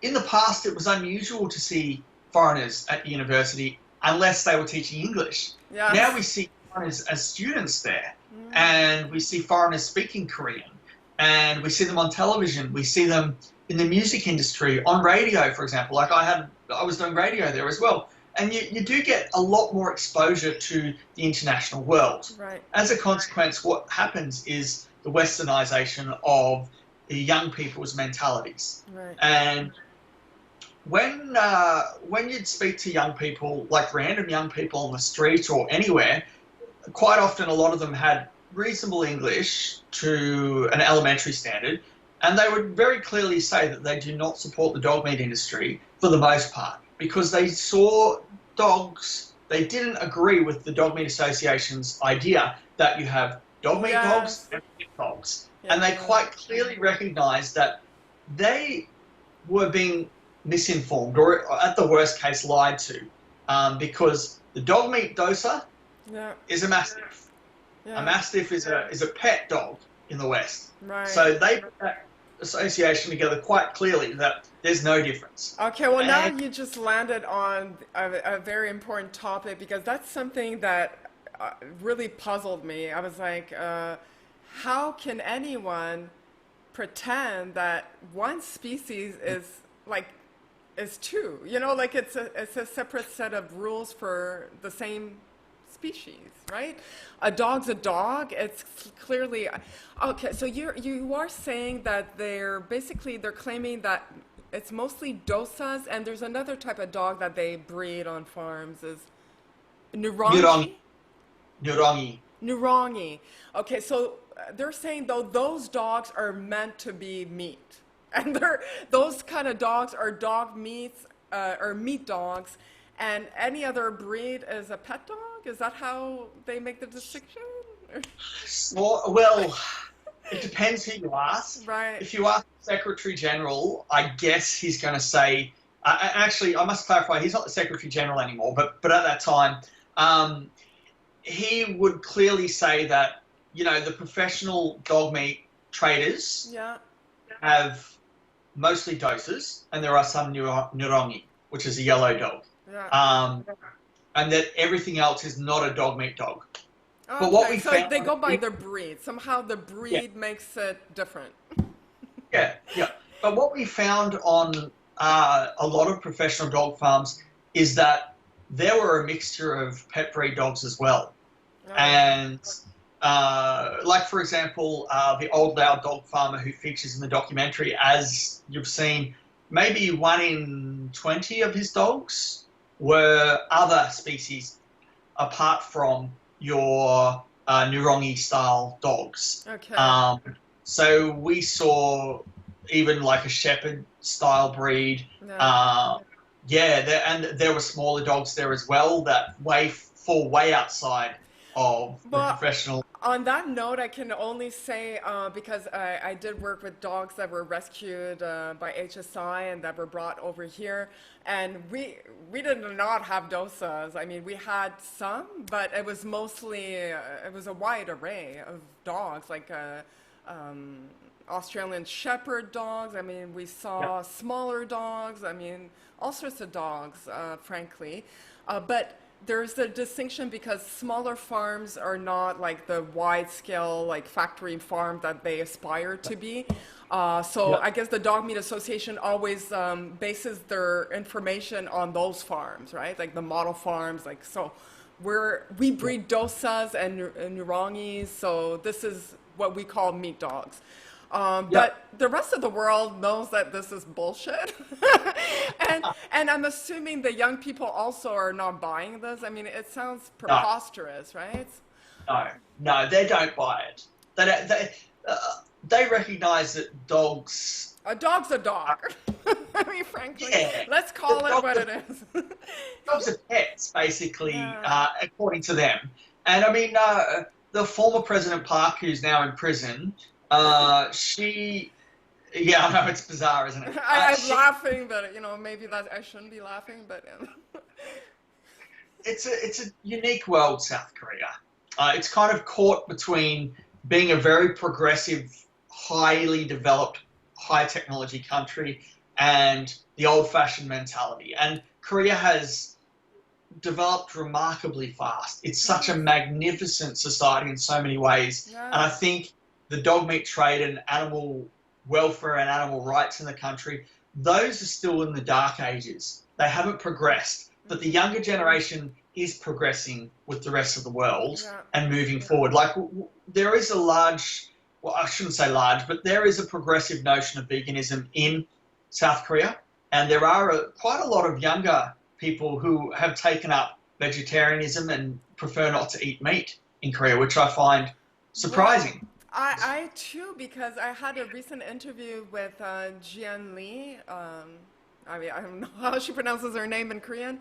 She's the one who founded Animal Liberation Wave with the help of Last Chance for Animals. They're the ones who hosted the world's largest protest ever on the dog meat trade in 2018 and 2019. And so she's Korea? In Korea. Yeah. What are you asking me? Was that protest in South Korea? Oh yes, it was in Seoul. It was highly televised. It was on every media. It was all over the net. I mean, it's huge. They had Kim Basinger the actress be the Uh, spokesperson. And I think it was in 2018, that's when they had the world's largest protest on the dog meat trade. It was simultaneous. It was happening in South Korea, in Seoul. It was happening in Los Angeles, and it was happening in Washington. So all the same day, and it got a lot of publicity. It was huge. But she's the one who told me she's vegan, and her whole foundation is based on animal rights, period. You know, they are covering the dog meat trade, but they believe in a society where all animals are free of pain.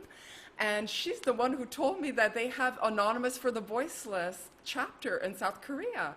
I was stunned. I was like really surprised at that. And she said, yeah, they have the laptops, and I'm part of Anonymous for the Voiceless here. So it was an eye-opener. I was really happy to hear that, because that's how change is made, right? exactly. Yeah. And CARE is one of those organisations as well. It serves vegan food. It is also a vegan organisation as well. I And mean, CARE is the coexistence for animal rights on Earth, right? so- Okay, that's what it stands for. yeah, yeah, yeah. I mean, they serve only vegan food there. You can't get anything but vegan products there as well. And when it's did been they like, start? When were they established? In what year? Do you know? I don't know. It's been there ever since I've known Korea. So it's been there for at least a decade. At least, because I know Kevin was there in 2010, and it was there. I mean, that's when he did his investigation. So I guess that's very, it gives us hope, because you know, ultimately we all want to see this trade end like tomorrow morning. But you know, in your opinion, having you know, lived in Korea, and you are married to a Korean, in your opinion, do we have a lot of hope that this trade will eventually end, and how long is it going to take, in your opinion? What is it going to take? I mean, this is a big question for you. Yeah. It's pretty loaded. It's a crystal ball question, and with any crystal ball question, it becomes difficult because things can change so quickly, especially in a tin pan culture like Korea. Yeah. Like it's often called a tin pan culture because when you put tin on a fire, it gets hot really quickly, but you take it off the fire and it gets cold really quickly. It's And like, that's Korea. It's a reactionary society in large. You can see the movement of 1 million people tomorrow against the dog meat trade, and they stand up and are aggressive about it for a week, and then the next week it could be the Korean wave about a new pop star. You know, so oh, it wow. becomes Okay, it a changes very fast. quickly. It does. I mean, but there are certain elements that don't change ever. Um, and there are certain animal activists that have worked on this for decades and will continue to work on it. Like Naomi Kim, for example, worked on it for decades. No. Whether or not you support all the methods, because sometimes Koreans act in a way which we don't understand in our culture, Right. and some progressive Koreans don't understand either, because it becomes a hierarchical, age-based system as well that we don't necessarily understand. Um, there's certain things that remain stable, and there are certain people that will always fight for animal rights in Korea. So to answer your question, will those people fighting for animal rights continue to do so and change society? Well, they have already. We've seen progressive decline in popularity of dog meat. We've seen, for example, we interviewed one owner of a restaurant in Gangnam, in a quite famous rich area, who had celebrity clients come to Yeah. his restaurant. He had the idea of franchising and expanding his business across Korea, which at the time, for animal activists and for us as well, was quite concerning. We thought, wow, if this guy franchises his dog meat restaurant and has it across Korea, then we're going to see a boom again in this sort of Yeah. area, especially considering his son, who was a young person, was trying to target the younger generation by implementing certain styles in the restaurant, certain food styles, certain Making it decor. trendy, and Exactly. yeah. Making it something that young people want to attend. And that would then familiarise the younger generation with dog meat and make that, or put them in a position where they have a good option to go and eat dog meat. Right. So And did that franchise happen, or it didn't take place finally? well, no. Last time I was in Korea as well, we visited and it still hadn't happened. Come And on, please. Something, well, keep it at bay, please. he, he wanted to do a samgyetang restaurant then, which is the, because at the at his particular Boshintang restaurant, they serve the chicken as well as the dog meat. Okay. So, making a franchise serving just the chicken soup as well, in my opinion, is just as disturbing. But anyhow, the reality is that that's the culture, and I shouldn't be judging that like that, unfortunately. But I have my biases, and Well, we all do. We all do because, I mean, basically, you highlight the fact that there is a war between, obviously, the dog meat professionals that your book is about. These people earn their living on this, so of course they want to protect that. Yes. And then the fact that the government is mostly older men and they are consumers of dog meat. I mean, I had an interview with Nami Kim, and she's always hitting a brick wall because whenever she tries to lobby the government for change, she hits a brick wall because these politicians are dog meat consumers. They don't want to see the trend go away. So the war is between them and obviously the traditionalists that believe that dog meat is their cultural right. And then there's the new generation that believes in animal rights and the animal rights groups out there, the activists, if you will. And you say in your book, and your book was published in 2017, so maybe I wanted to ask you if you've seen some progress on that end, but you say that the Dog Meat Association seems to be winning this war because they're undeterred by the activism in this country. See, that's the thing is with Korean culture as well. If you ask them whether they're winning, they're going to say yes, the Dog Meat Association, because they don't want to seem weak at all. They have pride, they're proud. Yeah. And if they said no, then they've lost their power, because their power comes from the entire farming community. Yeah. Now, what I can say is that in 2016, one of the journalists joined the Dog Meat Association and was going to their meetings as a sit-in farmer.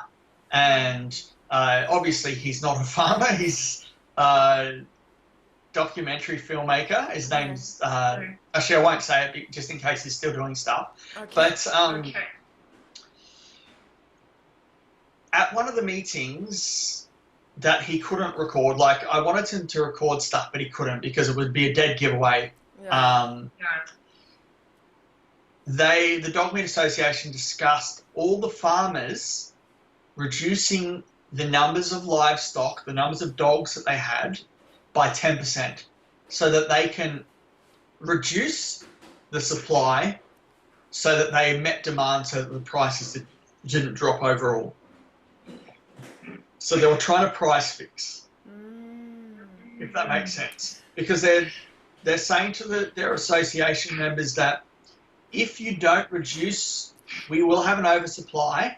Oh, and so it's like OPEC, but for dog meat. Yeah, exactly. Yeah, pretty much.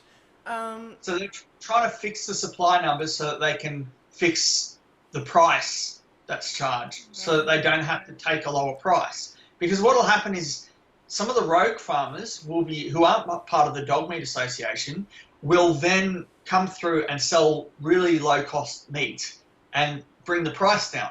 But then the consumer doesn't know whether it's quality. Right.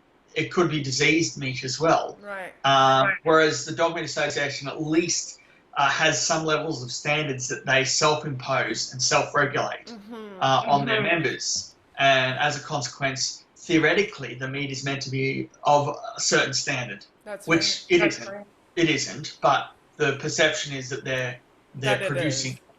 Yeah. Yeah. And even more concerning was the fact that you mentioned in your book that the dog meat associations, I guess the dog meat farmers, were, I guess, regularly lobbying the government to be recognized as part of, I mean, I'm trying to get the right word, lobbying Korean government to be recognized under the Livestock Processing Act. And this would give them rights to government subsidies. It would allow them to compete and promote dog meat at the same level as other conventional meats. We're talking about chicken, cows, beef, if you will. And so this would allow them then to penetrate the supermarket venues and groceries. So you could get dog meat anywhere, right? So, and what is the danger of them being successful at that? And are they gaining ground on this front? No, No? no, they're Oh, no. Like when we interviewed them in 2016, they wanted to have advertisements on television. That was one thing they wanted, yeah. to be able to promote the benefits of dog meat on television.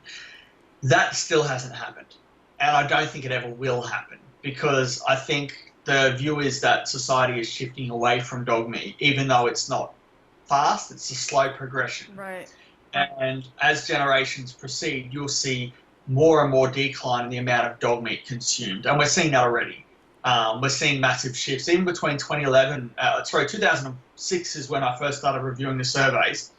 And then the next one at 2011, there was a massive shift away from dog meat. Right. And then between 2011 and 2016, there was another massive shift. And I think that shift was something like 29%. Oh, wow. So we're talking a massive shift over one generation. Now, if you forecast that to the future, where if you see that 29% might be a shift for the next generation as well, then you're going to see a large percentage of people start to move away from dog meat.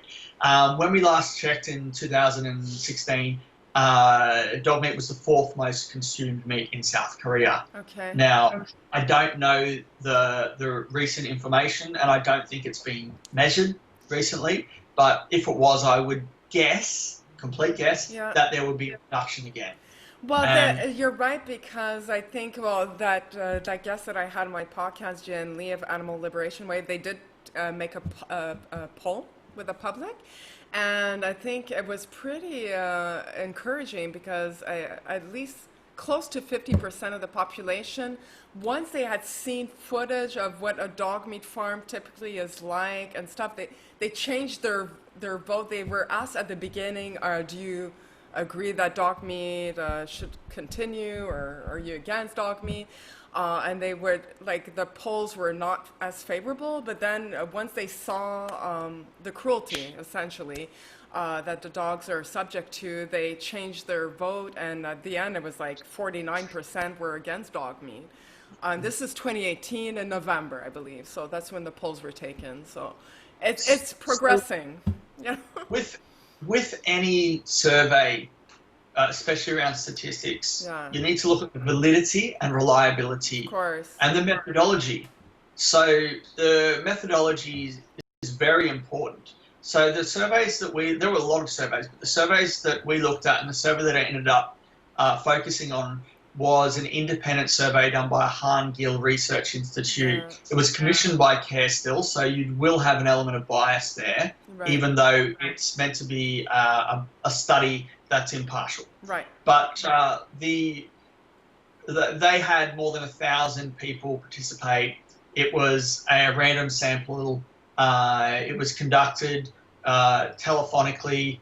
So, I mean, there are a number of key things that were done in that to maintain that the results are valid and essentially reliable as well. Right.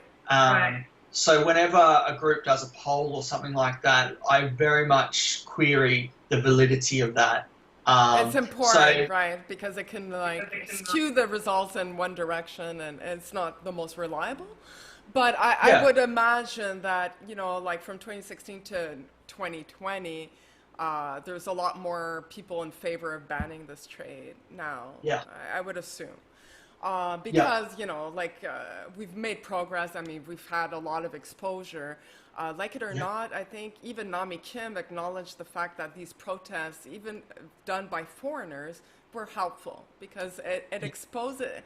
And like it or not, every country has pride, and they don't want to be seen as barbaric. They don't want to be called evil.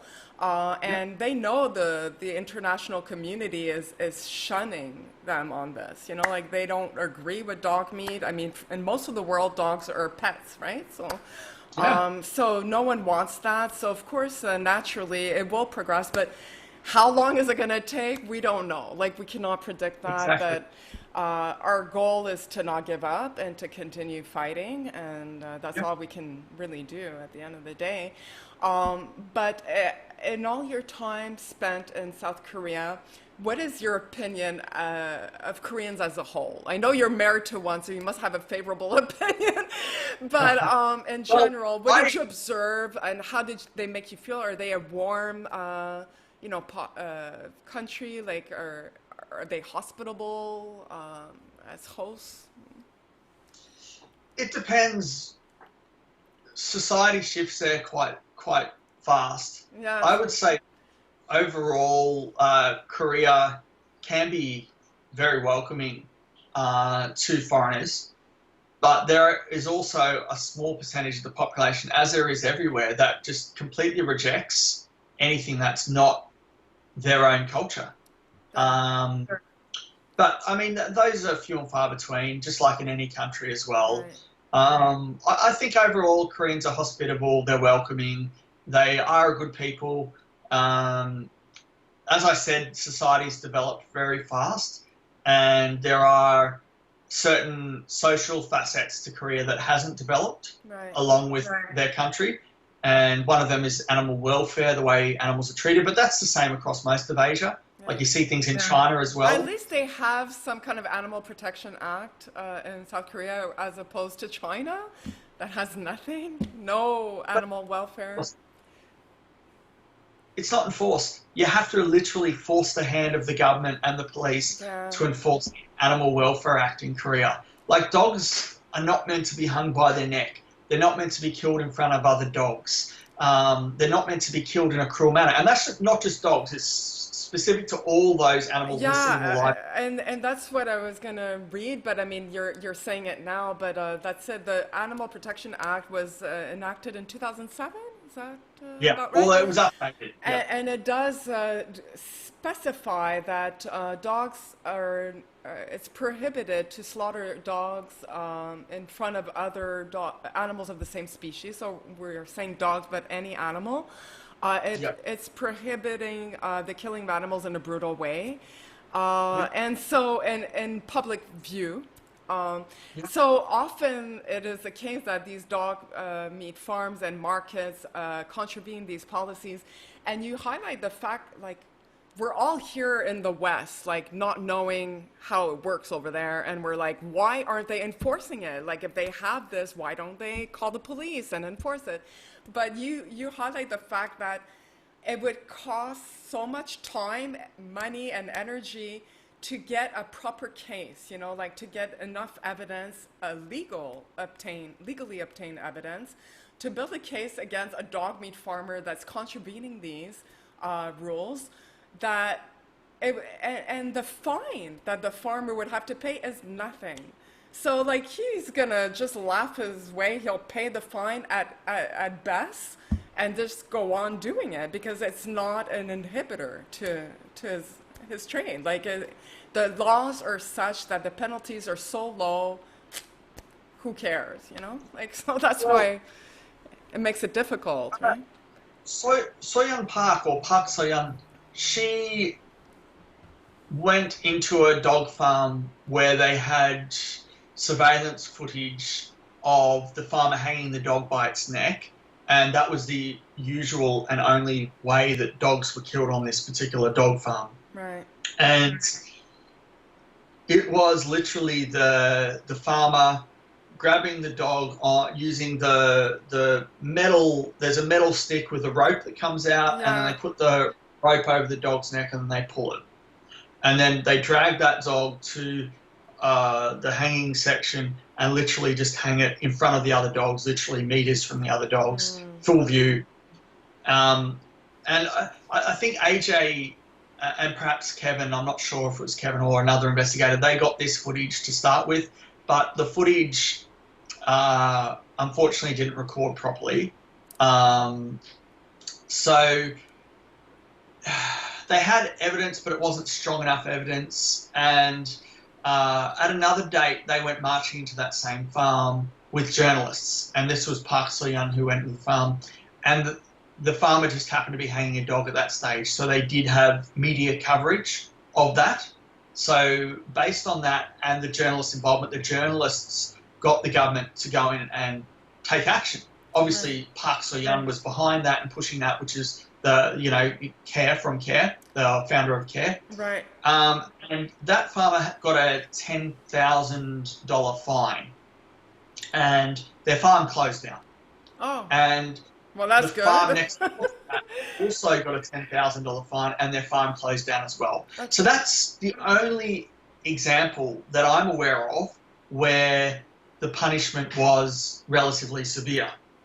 And 10,000 US, you're talking about like the equivalent of 10,000 US? Okay. The equivalent of 1,000 Okay. US. Okay. Yeah. So that was successful, but it was done on a small farm, I guess, and they don't like a large scale farm. I think they make so much money that 10,000 would not, and they don't do it the same way. They don't. Yeah. It wasn't the money that closed them down. I think it was the public pressure and the activists' pressure. Okay. Because no one, like, as you said yourself, they've got pride in their country, they've got pride in themselves. No one likes to be seen as being this vicious barbarian. So there is this one face where dog farmers are seen negatively, and they're seen in a very negative light, especially those that kill the animals. And publicising that and showing that brings shame to them and their family. So the only way to regain that and to save face is to shut it down and do something different. Right. So I guess that's what happened without being around all the information. But also no one would buy and attend that farm anymore because they don't want to be associated with that. Okay, so that was one successful case. So, Yes. but the problem is, and it's highlighted also in your book. You talk about HSI and these foreign nonprofits that go in and try to rescue and help the situation, I guess. And I wouldn't say you're super critical of them, but they're not always seen in the best of light, right? So, Well, at the time I was hypercritical of, including myself, but anyone. I mean, my experience in the dog meat trade started with me trying to fundraise so we could do a long-form investigation. right. And we were strongly criticised by a number of people because we were seen as, and it was wrong, like we were seen as foreigners that were just going to fly in, make a short documentary and leave. Yeah. And it would have no real lasting impact, no real long-term effect. Yeah. And I suppose in some parts it didn't have the impact that we wanted it to, but we were also naive. But the people who worked in this industry in South Korea for a long time, who speak the language, who, have their head around the whole issue, they've seen so many foreigners fly into South Korea, stay for a few weeks or a few months, promise the world, take photos, take film, leave, go back to America or Canada, make all these promises, fundraise all this money, and then never really do a lot. Right. And they don't have a lasting impact. They're like, okay, so you shut down one small farm. Like there's like close to 20,000 farms in South Korea, or it's hard to estimate. But I think that's the point that you were trying to make, is that these nonprofits, they make a big splash, with the media, and they call for donations, but they're not helping the people that are there. And it has to come from them. It has to come from the Koreans. And so if you have an organization like CARE, who's well established, who has all the connections, help them, help them make a difference. And I guess that's the point, yeah? That was the point that I was making very strongly in the book. You need to think global, act local, using local people with local knowledge and support them, rather than have this white savior complex where you fly in, you pretend you know everything. And you get all the glory and the credit, right? Yeah, and what's happened more recently is that these international organisations have progressed towards a more localised model, which I find very comforting. it has started with some of the organisations engaging Korean Americans, so at least somebody speaks the language, and then having ties to locals in Korea who are working on the ground. So that's progress, and that's something that I strongly believe was being missed by the international groups. So the white saviour complex needs to just go out the window. This is not about, a large international conglomerate flying in, saving some dogs and making money. It's about creating real change at the grassroots level, but also top-down change from the political level as well, by providing pressure on political figures or cities to change. And that's what's happening now, which I think is very progressive. And I believe strongly that some of these organisations since 2016 have changed for the better. Humane Society, IDA, just to list a few, have done IDA and Defense of progressive. Animals, And how are they putting pressure on the political figures in Korea? Like, I'm just curious about that. Like, what do you know about that? Like, how are they approaching Well, them? it's not them specifically, but they're providing support and arms to those who do, Oh, okay. if that makes sense. Yeah. Like, I can speak when Dasom was called Dasom. Since then, it's split off, and we've got different factions and that sort of thing. But when Dasom was called Dasom, there was a British group that was sending them funds, which they'd raised independently. Okay. And those funds allowed them to get an office at Chongyangyi Market. And that was great because literally they had a small space, and it was such a small office. It was like the size of my little room here, but that's irrelevant. They had a space where they could put things they could meet at before they went out, even though everyone couldn't fit in the room. Yeah. It's irrelevant. They had a space, Yeah. and they could put logos outside and say, "We're here, we're not going anywhere." They So had every a time presence, people, you know, they got them Exactly. a presence, yeah. and it got them a logo outside as well, Yeah. which on the street, which is important. Like, people can walk by and be reminded that we're here, we're not going anywhere, we're putting pressure on you. We've been here for a few years. We've closed down Yeah. not restaurants, slaughterhouses here. We put pressure on you, and we're going to keep monitoring you every single day. We're going to be walking this market, and we're going to monitor what you're doing and how you're doing it. And if there are any infractions in law, we're going to bring them up with the officials, and we're going to put pressure on those officials until they apply those regulations. So they were a thorn in the side of the people who were in the dog meat industry in Chongyangyi Market. And what they were doing on a higher level was meeting with local councillors there quite regularly to say, this is the progress that we've made, this is what we're doing, we're not going anywhere, we're a problem for you, we're going to keep coming at you as the elected official in this area, Right. pay attention. Right.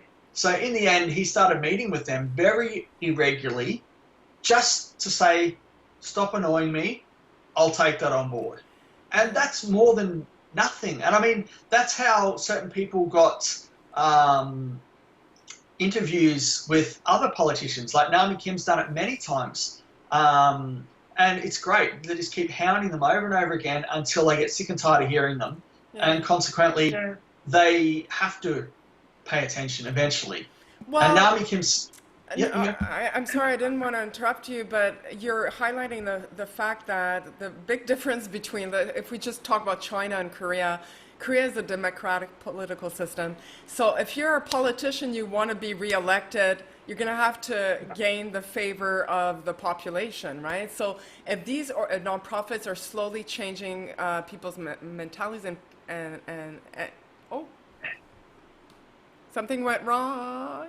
Are you there? Yeah, can you hear me? Okay, I guess we were just interrupted shortly. I'll just repeat it. Basically, I was saying that in Korea, it's a democratic political system, so obviously political officials that want to be reelected, they have to be gain the favor of the population, the local population, wherever it is. It's a municipality, a city. And so if more and more people are going on the anti-dog meat trade, well, they're going to have to cater to them, if they want to be elected. If not, they're going to be out the door, and it's going to be someone new. So, well, I must clarify as well. It's not always the anti-dog meat trade. For a lot of people, what's happened is that Seoul has built up. But Seoul has 10 million people, and it keeps spreading out. And what used to be farmland is now urban areas that are being turned into suburban areas that become metropolitan areas very quickly. Yeah. And as a consequence, people who are living in apartments don't want to be living next to dog farms. No. And what's Definitely happened not. is that local farmers, even though it's still permissible for them to have dogs in those areas, quite often there are complaints about noise, complaints about smell, and just general complaints that there's agriculture in the area, not specifically dogs. It's not. Dogs are It's one. not favorable. Yeah, not favorable. Yeah, exactly. So they make complaints to their local politicians, their local elected officials, or their local village leaders. And as a consequence, what happens is that the animal welfare groups find out about these hotspots where people are unhappy about the livestock industry in that area, and they focus attention on there, and they meet up with the elected political officials, and they get that change happening. Like Moran Market, for example. Yeah, let's talk. I In mean, 2017, right? It was shut down, but shut shut down. down. Well, it's funny that you say that because I had one of my previous guests on the show. He says that it's all smokes and mirrors. But bottom Yeah. line, he said that the government had already planned way back then, like in 2013, like years before it was like closed down. Basically, it was all part of a campaign to make, I guess we'll talk about Seoul. Was Moran Market in that area? I suppose we could say it is Seoul, yeah. But I mean, they want to clean up this, make it more of a tourist-friendly destination. We all know that foreigners don't like to see a dog being, killed in front of them. So that would make it less tourist-friendly. So they want to rejuvenate their image and make it more friendly. And they had like parks and all sorts of ideas to replace those markets. So that was already in place, and what happened is those butchers and those dog meat traders were paid to move out of the city and to, keep doing their operations outside. So they're basically slaughtering dogs elsewhere now. So it hasn't changed much for the dogs. The bottom line is what he was saying. But I would love to hear what you think about this. And there's two big markets, Moran Market in 2017, and in June of 2019, the Gupo meat market. So your take on this, There's several. They're just some of the bigger ones, of course. But yeah, so Moran Market, everything you said is fairly accurate, and it comes from a good source. I would go as far as saying that it. Sorry. Is that We just had somebody's trying to call you? Is that it? No. It's just low internet. Welcome Okay. to Australia, the first world internet. I know. Wow. I'm pretty amazed because it's pretty stable. Like so far. Oh, really? Oh, yeah. Okay. I've had a Thailand interview and it kept cutting off. I was like, oh, pulling my hair out. I was like, no. So. That would be with John, I guess. No, John went well. It was a more remote part of Thailand, so the connection was not good. No. Yeah. All right, so Moran Market, yeah, everything that you said is basically fairly accurate. And what we've seen is that the dogs are just slaughtered elsewhere and the dog meat's still sold there. That's kind of it. But I just want to clarify, you said that they were dog meat and slaughterhouses, they were paid to move. That's somewhat accurate, but somewhat not as well. Okay. A lot of these were offered money, and I heard, and it's not confirmed, so it could just be nonsense, but I heard that one was offered $50,000 US equivalent, and what they were offered was not to buy their business out, but to offer to assist them to re-sign, remarket, remodel, and reset up, which isn't unreasonable. If you are going to shut down one business and ask them to open another business across the road, literally, Right. then or across the road through the car park, but you are then changing their business model, and to give them a grant to get re-established isn't unreasonable. No. So it's not buying them out, it's giving them a transitioning grant. And that amount is unspecified and no one would tell us the amount, Right. even though we tried, but somebody did suggest that $50,000 would be reasonable. Yeah, So I'm not sure I'm about the assuming, accuracy. but I also heard from a completely different perspective and from a Korean, that young girl I was telling you about, Animal Liberation Way, she said it was actually a contract to ask them to get into a different type of business. Like it was on contract that they could not keep doing dog meat. And then my previous guest said, well, listen, the grandson can take it over. So on paper, it's no longer the same person. So he's not breaching that contract, but you know. Exactly right. Yeah. And that's exactly what we've seen happen. Yeah. And that's just Korea in a nutshell. Yeah. You know, like if you try to enforce that legislation or enforce that contract, you would find that there are so many loopholes that could be exploited that it's just not enforceable, which is the problem I originally had with HSI shutting down dog farms as well, because they did have these contracts that they thought were really enforceable, but it's so hard to get that stuff enforced in Korea. It becomes a gentleman, or sorry for the sexist language, but it is a kind of like a gentleman agreement. Handshake. and, and what HSI did after that is they started destroying the facilities to keep the dogs. So that's probably progress in that area as well. Yeah. But anyhow, moving away from that and back to the markets. Yeah. All they've done is push the slaughter of dogs out of public eye into a private space, which makes it even more dangerous, because the reality is that when you're slaughtering in a public space, at least you can review some of that. Yeah. At least you have access to that. At least the public sees that as well, and they don't completely desensitize from the slaughter of the animal. Yeah. Because for most people, if they see that animal slaughtered, most people cannot then eat that animal. No, I agree. That's exactly my point, because, you know, we often have a saying amongst vegans, if slaughterhouses had glass walls, right? If the public were made to, or forced in some cases, to view the whole process, I think we'd have a lot more vegans in this world. I don't think many people would be able to stomach eating the meat after seeing the animal alive and then going through all that slaughtering process. It's very cruel. There's no good way to kill a living being, a being that wants to live. So I think it would make some changes happen. So you're absolutely right. Like by having it in a central place with eyes, you know, there to also the activists could scrutinize them a lot more better. You know, now they're in remote areas. It's much more difficult to monitor the situation.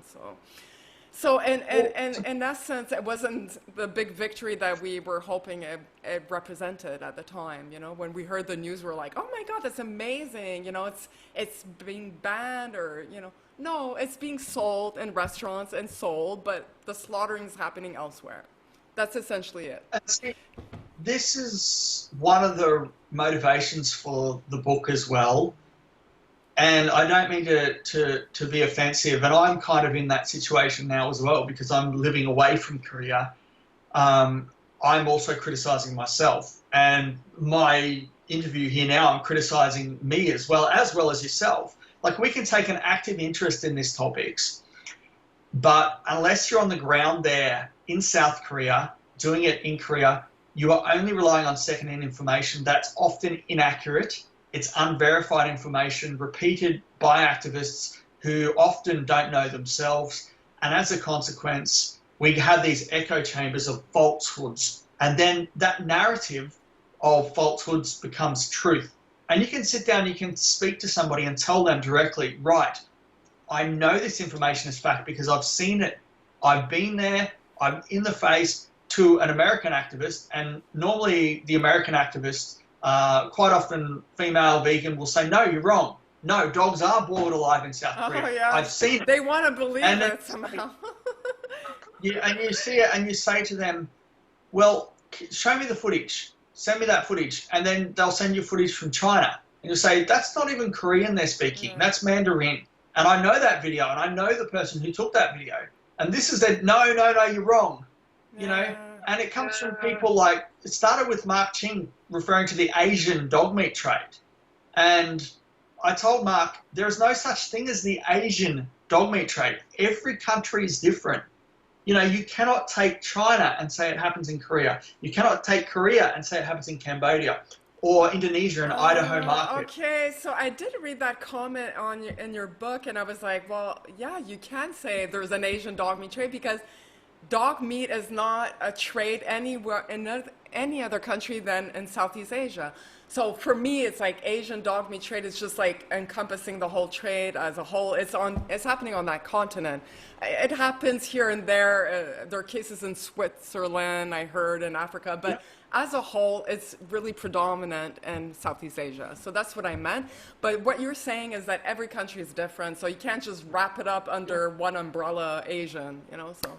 Okay. 100%. I mean, South Korea has a formal dog meat association that lobbies the government for rights, that's pushing to make dog meat mainstream. They have formal processes. Yeah. They have elected officials that are paid in public positions that really has formalized the dog meat trade, just like the, say, for example, pig trade or cow trade Yeah. or even, maybe even deer trade in certain countries.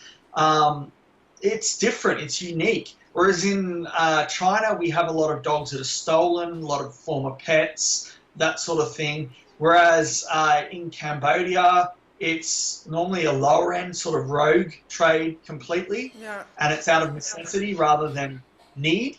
Vietnam, we've got a completely different system again, where people who are caught stealing dogs are actually beaten to death by the local villagers, and then you've got gangsters running the trade Yeah. who, I mean, and these And in gangsters are Indonesia too, at gunpoint, people are having their pets stolen at gunpoint. It's like run by criminal gangs, and that's the truth. It's not a regulated trade, so whoever wants to make money from this trade, whatever, let's go. You know, like they can do whatever they want, and the government is very.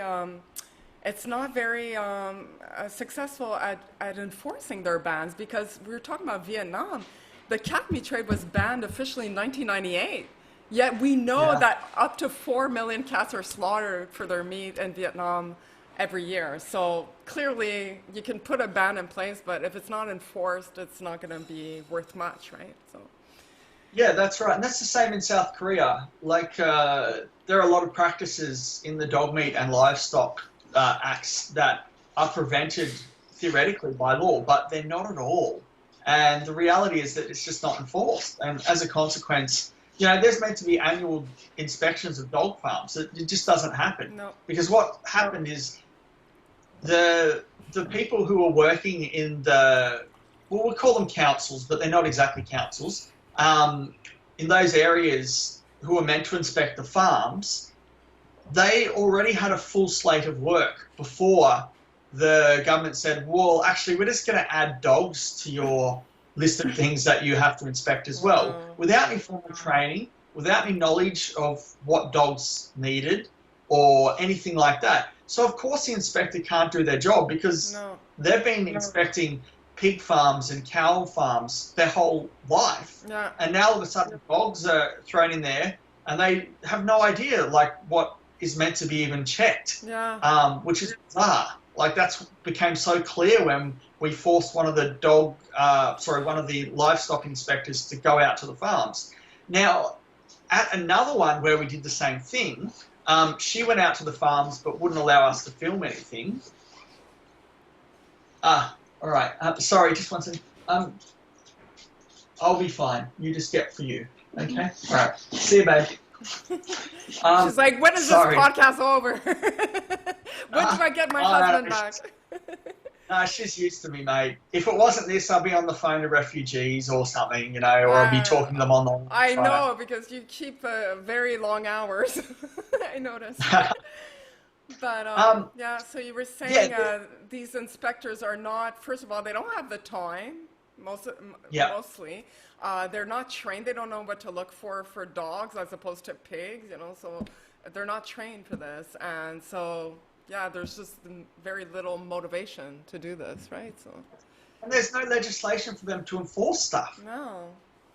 Like, for example, if there was a specification that said cages must be this size with this millimeter bars, you must have this amount of food in there at all times, or you must have a bowl of water at all times, blah, blah, blah, blah, blah. That would be specific stuff that an inspector can look at and then look at a list of fines that they could give if there was a violation. There's none of that. There's nothing. Well, There's I no mean, regulation. as a whole, the government is not asking, it's not like a big thing. I think it was a one experiment, if you will, that this livestock inspector was asked to go see a dog farm, but they don't mandate that, the government, right? So it's, No, no. no. Well, at the time, they were literally counting and collecting statistics for the first time on how many dog farms there are, how many dogs are there, what they're basically feeding. So it was a data collection process, and if they noticed any major breaches, they could give fines at that time. Oh, okay.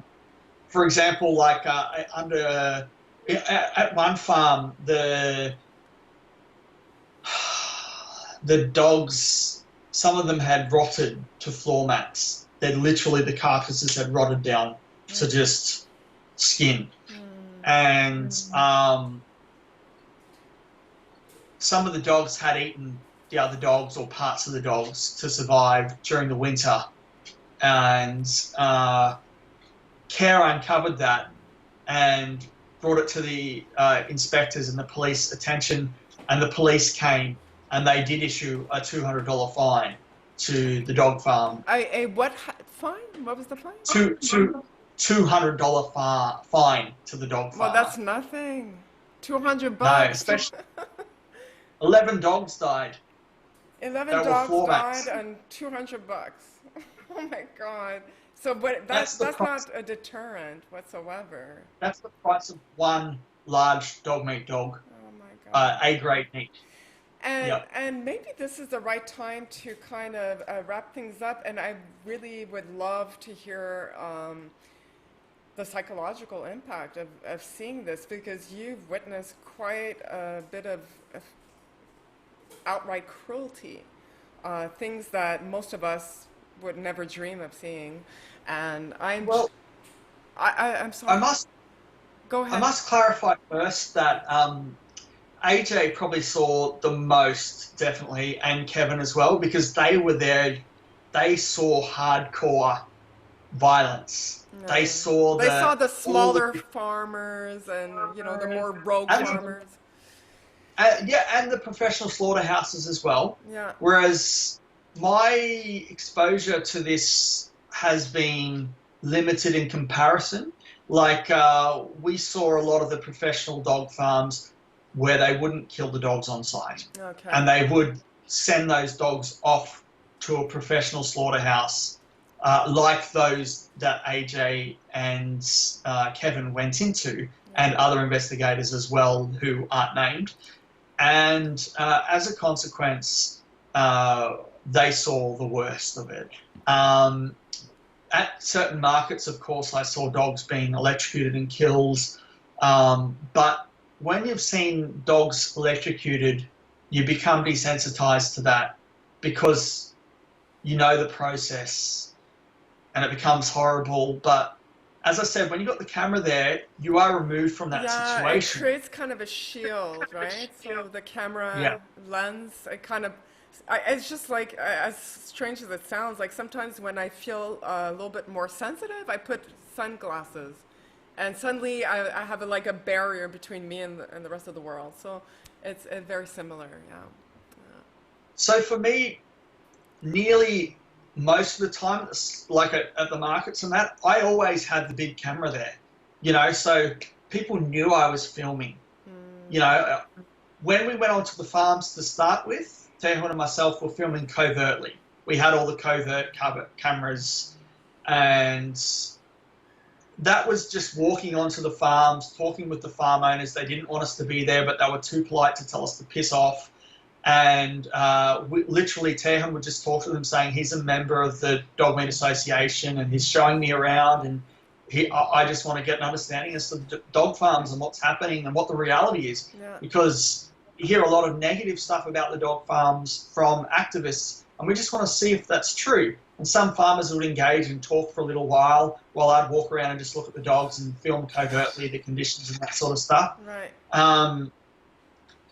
On some occasions, we saw some horrific conditions, and some of those things do stay with you a little bit, but it's not too bad in comparison to the footage, the raw footage that came from slaughterhouses. And in some cases, like, you know, for example, on one farm there was a dog hung by its neck, and you just turn your back and walk away and just pretend it's not happening. At the markets, like, I did step in one door and film, and I shouldn't have been filming when they were electrocuting the dogs. And if they had have seen me, they would have got really angry and aggressive. Another one went to grab his cleaver and decided he wanted to get angry at me that way. But he knew I was filming and I had protection there. Like, I had a big MMA fighter standing beside me who was Korean. And there was nothing that person could have done, and it would have been probably worse for them because I would have filmed that as well. I did have a situation at the end of Moran Market on one of the market days where there were about 50 people literally surrounding me, and I was there with two other Korean gentlemen who were, one was large as well, who was a fighter as well, and there were police that ended up coming within 30 seconds because everyone started screaming at me. And one of the old ladies, she was probably about 70, attacked me, literally attacked me. I've never been violently assaulted like that by somebody who's old. Wow. And she literally smashed the camera out of my hand and started hitting me and was yelling at me in Korean. That's scary. That's scary. Well, yeah, but I mean, that's fine, you know, that's all right. That's what to be expected. It's not without its risk, right? Like, you're in a foreign country at the end of the day, and you're trying to investigate something that's, you know, taboo, right? So, well, something that they don't want investigated, and their livelihood relies upon it. Yeah. And they don't see a problem with it. For the most part, they don't see a problem with it. Right. And you're seen as an interfering foreigner, and they can justify bringing any course of action against you because you're not one of them. And yeah, that's reasonable for them. But anyway, moving back to the impact, like, those things don't have psychological impact. They're just noteworthy. Then they're things that I mentioned, and some people see that as a deterrent. And if you see that as a deterrent, then that line of work isn't for you. No. And if you want to promote animal welfare, then you can do it in other ways. Whereas my strength is, you know, obviously media, obviously investigations, obviously reporting and filming and that sort of stuff. And I'm happy to do that. And I asked AJ the same questions at the end of his investigation. Psychological impacts. Have there been long-term psychological impacts? And at the time he said no, he doesn't think so, but maybe there were, that he's blocked out and repressed. But I think as time proceeded, he's had some of those impacts, I think. And it's just little things. They're not going to majorly impact his life, but the reality, he can say he's seen the worst of it.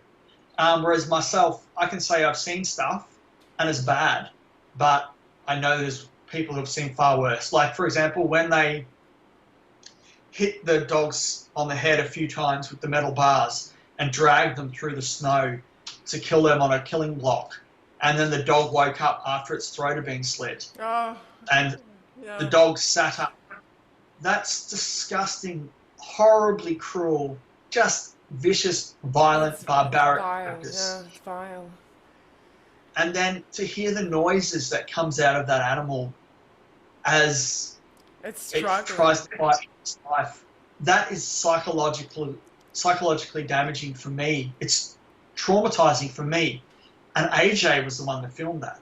And Kevin was there, and there was another gentleman there. Those things are traumatizing. If I saw that, I would have lasting impact. And it's still that footage. When I watched the raw footage, and I've gone through the translations because I sent all that footage out to get translated, all of it, hours and hours of footage. There were months and months of translations done to get that undercover footage translated.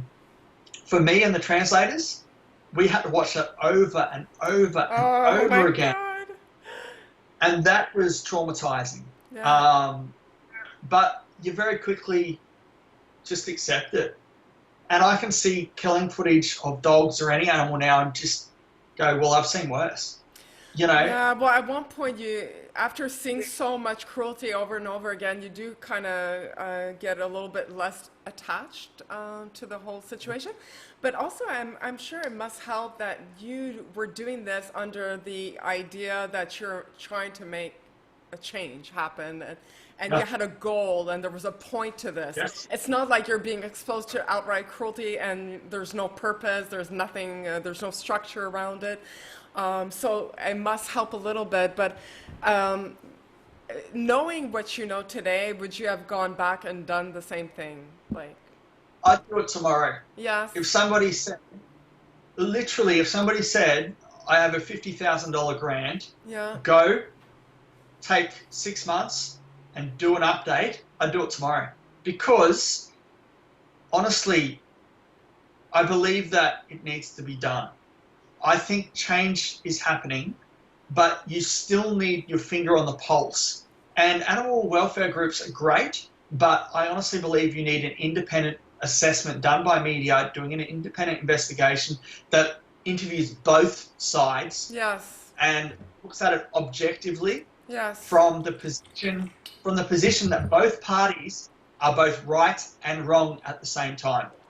So you need to come into the investigation and say, right, the dog meat trade must end, but it must also continue at the same time. Now, that's probably going to be shocking for everybody. If you go in with a bias saying the dog meat trade must end right now, then you are not doing the topic justice. And the topic needs to be investigated with the premise that the dog meat trade must end and go on at the same time. And if you do that, you're going to get interviews with both the Dog Meat Association and the dog farmers at the same time as the activists. And both sides will put forward their cases, and then the journalist needs to investigate and scrutinise both cases to try and verify the information, confirm the facts, and then go forward from there. And then pass the information from both sides to each other in an unfiltered way, yeah, just the facts, and then you can deal with facts without the emotions. And that's what we've done with the dog meat professionals. That's why it's called the dog meat professionals. And I've had people attack me thinking that I'm supporting the dog meat trade, which I'm not doing at all. no. But the reality is that if you come at it saying the dog meat trade needs to be banned immediately, then you do lose. Well, you're not going to be other objective. You're not going to be objective because you already come in with a bias, like you're against this. So Exactly. you're going to look at it through that lens, right? So, yeah. And let's be honest, the change is already happening. There are dog farmers that are being transitioned and supported financially to transition out of the dog meat trade. Yeah. So the goal needs to be that anyhow. Yeah. And any Korean who puts faith in the future of their children will not be in the dog meat trade, because parents don't want their children to marry somebody in the dog meat trade. No, right? Yeah, no. Koreans are very classist in that respect. Okay. They don't want their children That's like marrying a a farmer. lower type of level job where they want like the pristine profession. Exactly. Yeah, the prestige. Now, for example, if you had parents who were dog meat farmers, and then you had parents who provided the best wombok, the best cabbage for kimchi, Okay. who are the parents going to think of? They're going to think of this company that makes the best kimchi in Korea, which is a staple dish that everybody loves, or the controversial dog meat. Nah, I think I would pick the kimchi. Most Obviously, Koreans, most Koreans would. And that's the reality of the situation. We don't need to be biased to change the dog meat industry in South Korea. It's happening naturally because there is a bias away from dog meat. And that's not something that you need to embellish. no. And the cruelty exists in the dog meat trade like any other meat industry. And you don't need to embellish that or inflate that. No. It is what it is. It is. And Koreans are they're actually quite intelligent people as a whole, very highly educated. Yes. They're already aware that it's a cruel industry. You just need to give them exposure to that. And through an impartial investigation that's objective and balanced, you are giving the facts, And the facts are speaking for themselves. Yeah. And the dog meat trade is cruel. It is, for lack of a better word, barbaric in a lot of cases. And so is the pig meat trade. So is the chicken trade. So is the cow trade. It's barbaric. But the dog meat trade gives that platform for people to start, for people to go, well, dogs are different from the other animals they think. And they believe that dogs should get this special privilege and therefore should not be killed. And then after that association, some people start to make the connection that dogs are no different to pigs or cows or chickens, etc. I completely agree with what you're saying, but there's one thing, it's a sticking point for me, is when people over here, because I live in Montreal and we have a strong activist community, and I've been embracing this cause ever since I heard about it, because it's outright cruelty. And when I saw what they were doing to these dogs, I was like, how can anyone be left indifferent? Like, you feel compelled to do something. And they're like, well, a lot of people say it's the same thing that we do to pigs here in the West. You know, the dog meat trade over there, they kill, slaughter dogs, we kill and slaughter pigs. But I always say to this, and this is my opinion, is that, okay, there is a distinction, because let's not pretend that we live in a different society. We don't live in a vegan society. No one was born and died a vegan as of yet. You know, I don't think so. Like, it's a very small percentage. I don't think it exists, right? We live in a society where farm animals have been on everyone's dinner table forever, for as long as we can remember. It's thousands of years that these animals have been bred, and the husbandry and everything that surrounds it, it was always intended to be food. Dogs don't share that history. So they are different from that aspect. And you have to understand that every animal is unique. You know, they all have their unique properties. So it's okay to say dogs are special. They're unique in their own way. Dogs were, you know, they have a long history of being our partners and herding and hunting. They were always meant to be more of our companions, not to be on our dinner table. And I say to them, listen, do you think seriously that South Koreans don't eat pigs, chickens, and cows like we do? Like, are you kidding me? It's like the most progressive society out there. It has Samsung. I mean, they're modern. They have farm factories just like we do. So we're equal on that front. The dog meat trade is on top of this conventional meat trade. And it's an extra layer of cruelty, if you will, that we don't share here in the West. So that's where I say there's a distinction. And I completely understand, although I'm vegan, I understand that people here in the West, we live in the US, we are known to be a dog-loving culture. People like love dogs, you know, they admire them, dogs go to war with us. I mean, they have a whole different relationship with dogs than they do to a pig. It's understandable. So I completely understand that someone would be appalled at the fact that dogs are being tortured and slaughtered and abused, whereas they don't have that sentiment when it comes to farm animals, because they've seen it, they grew up like this, you know, like that's normal, that's the way it is. Where dogs, we don't do this to dogs, this is appalling. So you have to understand people, meet them where they're at, is what I'm saying. I was fortunate, through a friend of mine, long time ago, when I was 15 years old, I became vegan. But I was fortunate that that friend showed me slaughterhouse footage. If I had never seen slaughterhouse footage, I probably would not have become vegan so young. But I think if enough people would stop fighting the dog cat meat people that are still eating meat, I think that's a debate that, you know, like, I think it's not productive, it's not conducive to change.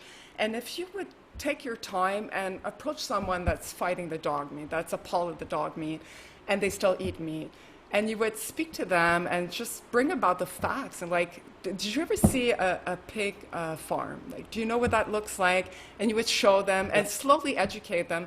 I'm sure that person would change their mind. Like, I think they just don't see it. They've never seen a slaughterhouse.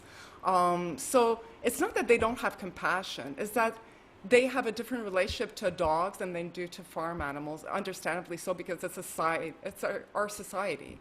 that has brainwashed into thinking that certain animals are meant to be on our plate, and other animals are supposed to be our pets, and that's the way. But the same distinctions made by the Dog Meat Association in Korea, though. We have certain dogs that are meant to be on our plate and certain dogs that are meant to be our pets. Yes. It's exactly the same distinction. Yes, well, that's for them to sell the idea of dog meat is okay. Don't worry, ease your conscience. This is a different dog. It's not your pet dog. But, I agree with that. But, what I'm trying to say at the end of the day is that it's okay for people to have a closer relationship to dogs. It's understandable than to a pig. Like, you didn't cuddle on the couch with a pig where you probably spent a lot of your childhood, bonding with a dog.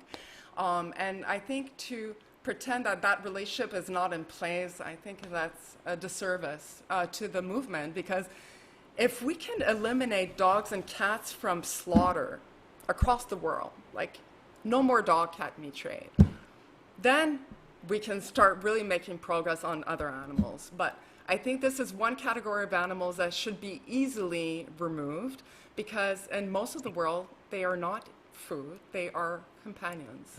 And so I think it's a first step into further progress for animals, because I, like everyone and like every vegan, I want that vegan world, but it's baby steps, and we have to start somewhere, and I think this is a good place to start. So I think all vegans should embrace the dog-cat meat trade. Well, dog-cat meat trade should be on board and fight this trade and help support the cause, because at the end of the day, it's getting us closer to that goal of having a vegan world. Yep. I know I spoke a lot, but I'm very passionate about this, and I just feel like it's unfortunate that not all animal rights people can bond and support each other. Like, let's support each other. It's for the animals. At the end of the day, it's not for you. It's not about you. It's about the animals. If you want animals to suffer less, well, let's work together. Let's rally together. I think we'll make a lot more progress that way. So. But that requires people to step outside of their ego and their individual narcissism. And unfortunately, in the activist circle, we do have a lot of people, regardless of the area, that are in the activist circle. There are a lot of emotionally driven people, and they're trying to tackle topics that are highly emotional in nature. And for everyone to get along, they need to step aside from their emotions and step aside from their individual needs and put the greater needs of the cause ahead of theirs. But the problem is, for example, in South Korea, animal welfare groups don't agree on what the outcomes should be to start with. Some argue that there should be a total outright dog meat ban. Now, I speak about dog meat because cat meat is such a small and infantile section that it doesn't even rate. That's what I heard. Nearly nobody eats cat meat. The only thing cat is occasionally used for is goyangi soju, which is basically a cat tonic for arthritis. Oh, I know. It's actually marketed towards middle-aged women. I think that's what. It's good for youth. It's like a youth elixir, if you will.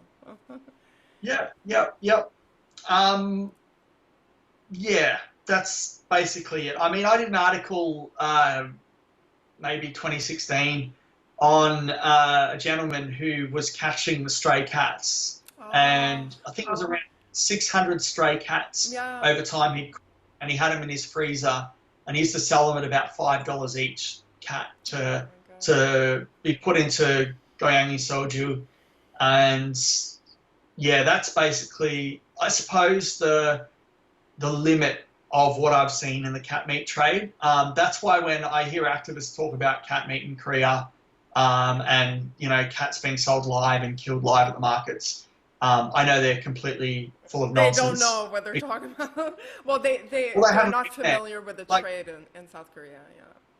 I had some activists tell me about Moran Market when I was actually sitting at Moran Market on my phone to them, and they're telling me what it was like when they tried to raise funds for No, their my God. organization. And I'm sitting there looking around. I didn't tell them I was there, and I didn't tell them what I was doing. I told them I was a journalist looking at stories. And I'm looking around going, well, Bocknall is not a festival. No, they do not sell cat meat along here. Yeah. Um, you know, and going into these claims that were completely fabricated and false. Yeah. And they're trying to raise money for an organisation there. And like this is what one of the activists, BK Jang, told me very clearly, that some people are misusing animal activists and their ignorance in America. Yeah. And because they put out all this false information and raise funds, and they have never have any intention of fixing the issue in South Korea, That is. because they're just funding for other animal welfare activities.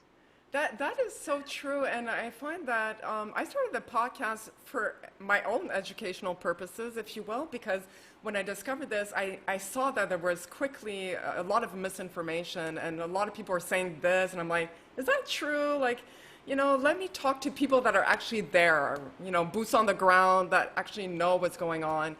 And I've learned so much since starting this. And I have kind of a social experiment, if you will, on my podcast channel, which is on YouTube, because the most popular video on my channel, it had like over, I think at this point we're at 50,000 views and plus, is not about education. It's not about learning about this trade. It's about the gory, graphic videos that showcases animals being tortured. And some people gravitate towards that. I'm like, hello, the podcast's not about that. It's about learning and discovering so that we can better help the cause. But some people are just not interested. They're like, oh, no, I just want to share it and make a lot of likes and get a lot of likes on my social media pages. And I'm like, wow, that's so discouraging to think that, okay, so you'd rather stay ignorant and just, get a lot of likes. It's unfortunate that that's the case. Yeah, ego. I guess it's all about the ego. Yep, all about them rather than about the greater cause. Yeah. And I mean, as I said, in South Korea with a number of the activist groups, they can't agree on whether or not they want animal welfare for animals, especially like in the dog meat trade, for example, like the dogs to have welfare. Okay. And there to be welfare checks that are enforced, or an outright ban. And if you can't agree on that to start with, then you can't really work together towards that end goal. Yeah. Because on the one side, one group accusing the other group of supporting animal abuse, because the animal rights section will say, like those groups will say that the animal welfare section, well, these animals are getting killed. They're still in torturous conditions, but you're trying to reduce the torture and reduce the conditions. Whereas on this, the animal rights section, they're like the animal welfare section is saying to the animal rights section, you guys are being unrealistic. They're never going to ban it. So you're allowing the worst conditions to continue. You're allowing these rogue farms to continue to operate in this And the fact bubble. that they're already a minority group and the population, then if you're already fractured and you're a minority, it's not going to help the cause. Gather together. You got to band together and agree on what your focus is going to be. But on that front, I think the Animal Liberation Wave, they say it takes an outright ban. It cannot be a question of better conditions for the dogs, because the minute the dogs are classified as livestock and treated as a category like that under the products, livestock control act, then it's gone. You cannot ban the trade anymore. It's going to be very difficult. Yeah. You formalize the slaughter procedure and you legitimize the Dog Meat Yes. Association. Because at the moment, the Dog Meat Association is not, I mean, it's a legitimate association, but it's not recognized politically as such by the politicians. Now, as soon as you regulate the slaughter process of the dogs and include them formally in that act, you then are regulating the slaughter and you're endorsing that as a safe meat to consume. That's right. And it's going to gain momentum and it's going to be bigger than ever. So, Exactly right. Yeah. Exactly right. And then you give them lobbying rights further to try and get advertisements on television and campaigns to support dog meat even further. And it just balloons and blossoms from there. And unfortunately, the dogs become more and more victims, because I can tell you now, even if there are legislative changes made that improve the welfare of the dogs in the cages and on the farms, those will not be enforced very well, and the fines won't be large enough to constitute any major sort of problem, because backed by the Dog Meat Association and the other dog farms, they're going to lobby together and push together for those to be loosened. And unofficially, the bribe process opens up as well, so that, you know, oh, don't give me that $1,000 fine, I'll give you a few $100s or $500 here now. And go away. I'm not saying yeah, exactly. Oh no! You So know, I'm it not saying that would would be be far worse. It would be take the whole situation and make it far worse. So yeah, So I know what happens already with some of the inspections. They get a phone call the day before saying, "I'm going to come tomorrow. Is that okay?" That gives them a full day. It's not a random inspection at all. Come on at 1 o'clock, 1 to 1:15. Yeah, exactly. So we'll make sure, and I'll let you know as well. Like with one of the James, can can I? Because I'm the type of person that usually goes to the bathroom quite frequently. Can I just take a short break? I'm coming right back. I will as well. All right.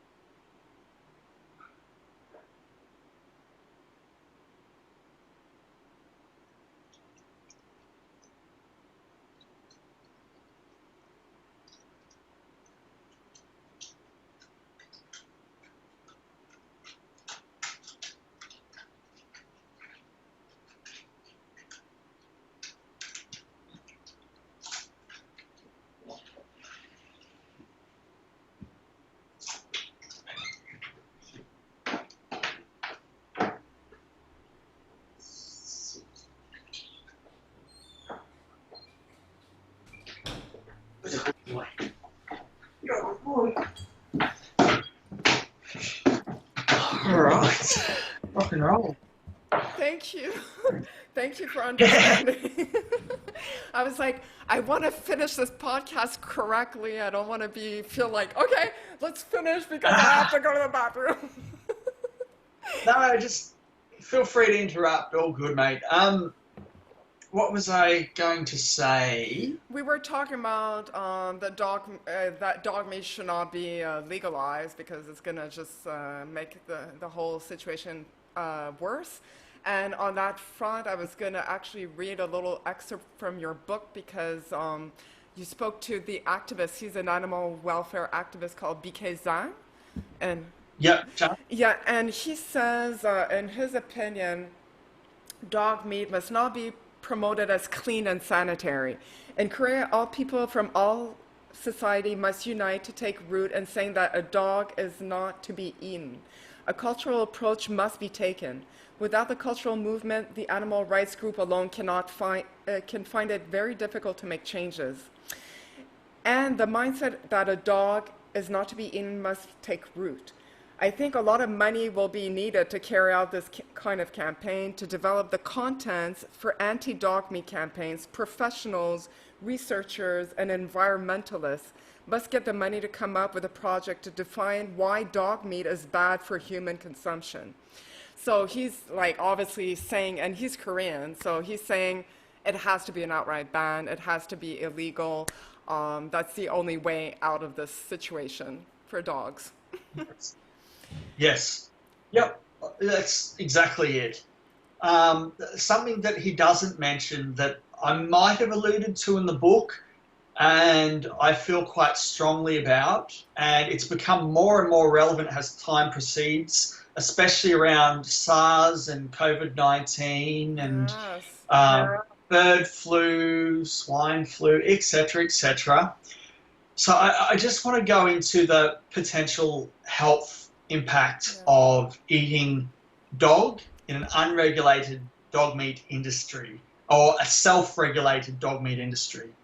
So I spoke with a few vets, one in particular with a young lady who is an activist who has, at the time, I think she had 14 little dogs that she'd rescued from farms living in her bedroom with her. Oh, wow. That's Yeah, dedication. Yeah, she's dedicated. that's and every night she'd go out like 1 a.m. in the morning and feed all the street cats, Oh my and God. like she An angel. special. She's an angel. She's a, she is lovely lady, young lady. So we went and visited a vet because they'd rescued a bunch of cats and they were keeping the cats with the vet for a little while so that the vet could assess their health and provide some sort of assistance there. And the vet was basically doing it at cost for him, so he wasn't making any money. So the vet was happy to speak with me at length about what his experiences were, and he had been to a number of dog meat farms, which isn't normal for a vet, but in his position before he became a vet, he took an active interest in animal welfare as well, and hence the connection with these animal activists. So he went through the whole process as to what he saw, and there are intramuscular injections for animals, and there are intravenous, so below the skin and into the muscle. Right. And a lot of the dog farmers didn't know the difference and were administering a lot of the vaccinations to the dogs incorrectly. And they were doing an intravenous, like into the skin injection that should be an intramuscular injection for vaccinations. And as a consequence, in the neck of the dog, they were building up this huge cluster of material that, if you eat, could be fatal for a human or make them exceptionally sick, leading to ill health effects. And that was one thing that he majorly stressed, that he does eat meat, but he doesn't eat dog, and it was because of those sorts of things that stopped him. Now, we've seen animals contract viruses and bacteria among and pass between dogs because of number one, natural illnesses that happens, like the canine cough and that sort of stuff. Yeah. Coronavirus is one of them as well, but it's not the same coronavirus that we have. It's a certain breed. Parvovirus as well. Yeah. And these are meant to not be admissible between humans and dogs. But what we're seeing is that on the dog farms, they are improperly giving these injections. Yeah. And as a consequence, eventually what I believe will happen is that you'll see superbugs. And we're seeing that already, the superbugs. But those superbugs, eventually, you'll have somebody with a compromised immune system, a human being with a compromised immune system, that will contract something from those dogs. That superbug that continues to evolve. And I believe that in time, you will see that pass from dogs to humans and throughout the population of humans. Now, that's very big speculation, because we need those conditions to be perfect for that superbug to be able to jump into species. But we've seen that happen with swine flu. We've seen that happen with birds. And these happen in these areas where the animals are kept in appalling conditions. And unfortunately, in South Korea, we do have those rogue dog farms where dogs are kept in disgusting conditions, where street dogs are just thrown into cages together, and they just keep gathering these They have random open rooms, they're not being treated. Yeah, it's appalling. Yeah. And you even see maggots in the flesh of these live animals. And those animals, if they do end up being put and served on a plate improperly, then yes, there are certain instances where bacteria will be killed by high temperatures and burning the flesh off. But then there are certain dog farms, and they're very few, but they will skin the dogs, and then they will barbecue the skin and eat that. That's very rare, though. That doesn't happen. That's not common practice. But what we're talking about is the circumstances that are uncommon that could lead to this superbug, that could lead to a dog flu or a meat that has bacteria in it that then jumps into the human population and causes these effects. And then you have a pandemic or an epidemic where humans' lives are at risk. And I think that's a possibility in the dog farms because it's not regulated. And that's a massive, massive risk. Very low probability of happening, but if it did, it's a massive, massive risk to human health. And I think that alone should be a concern for... Yeah, it should be a call for like action and obviously a ban. But like you said, like at this point, we can be fairly certain in saying that this coronavirus that we're all dealing with, that's killed millions, well, thousands, 100,000 of people, has infected so many people. To date, it came from a Wuhan market in China, but it was a live animal market, and dogs are there, like they're part of the animals that are being slaughtered, and horrible conditions, like unsanitary, like there's no refrigeration. So whether it came from a shoe bat or whatever, the probabilities are pretty good that, you know, it could come from a dog as well. And also another issue in Asia is human rabies, and that's a big problem. And Indonesia, I mean, the government has called for a ban on the dog meat trade because it's the only way you can eradicate human rabies is because of the dog meat. So yeah, dog meat has its own health risk to humans. 100%. It's a Well, when I was investigating at the time, I got a call from someone in the Philippines saying that 2 people had died because in the villagers caught stray dogs, which they do somewhat frequently, and killed the stray dog and ate the stray dog, and the stray dog had rabies and 2 of them died. Same thing happened in Cambodia at a wedding, where everyone ate the dog meat and a large percentage of those people died as well, and a few got sick. So the reality is that when you do pick up these rogue traders in these extreme situations, then there is the possibility of something like rabies and it being transferred to humans. But the reality is that that's really slim. And in Korea, it's unrealistic to think that rabies would somehow re-emerge because it just isn't in Korea. It's not a problem at the moment. Yeah. And when I say Korea, I mean South Korea. I'm not sure about North Korea. We don't know what goes on there, but I'm sure they have their own dog meat trade.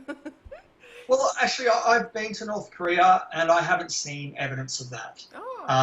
So I'm not sure about that, but it's possible. It's possible. I know they did have a large rabbit meat trade for a while. I'm not sure if that still goes on, but anyhow, moving back to dog meat in South Korea, I think what's more likely than the rabies issue is an epidemic that leaps from the dogs to humans.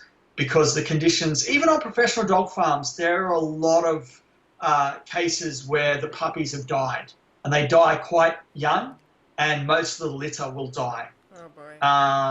That's not a good sign. That's not a good sign. No, it's not. They have a weak immune system, and there are a lot of viruses and issues. Like a lot of the dogs there have gastroenteritis and other system-based issues, like the health of the dogs overall are pretty low quality in any measure. Whether you comparing them to a dog that like my dog that goes to the vet and is healthy, as opposed to a dog meat dog. But the reality is, even for dog meat farms, the professional dog farmers do not keep them in good conditions. They are often sick, and they are treated with high levels of drugs, and that then creates conditions for the dogs to have a weak immune system, but also have become dependent upon drugs to maintain themselves, and therefore bugs are mutating that the dogs contract.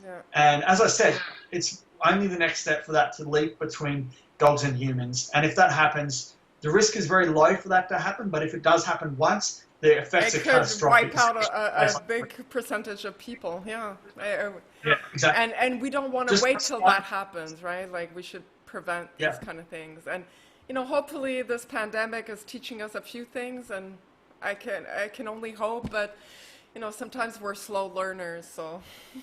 yeah, But exactly. I thank you so much. We're going to wrap things up. You've been so generous with your time. Like we've been talking for over 3 hours. So Wow. crazy, eh?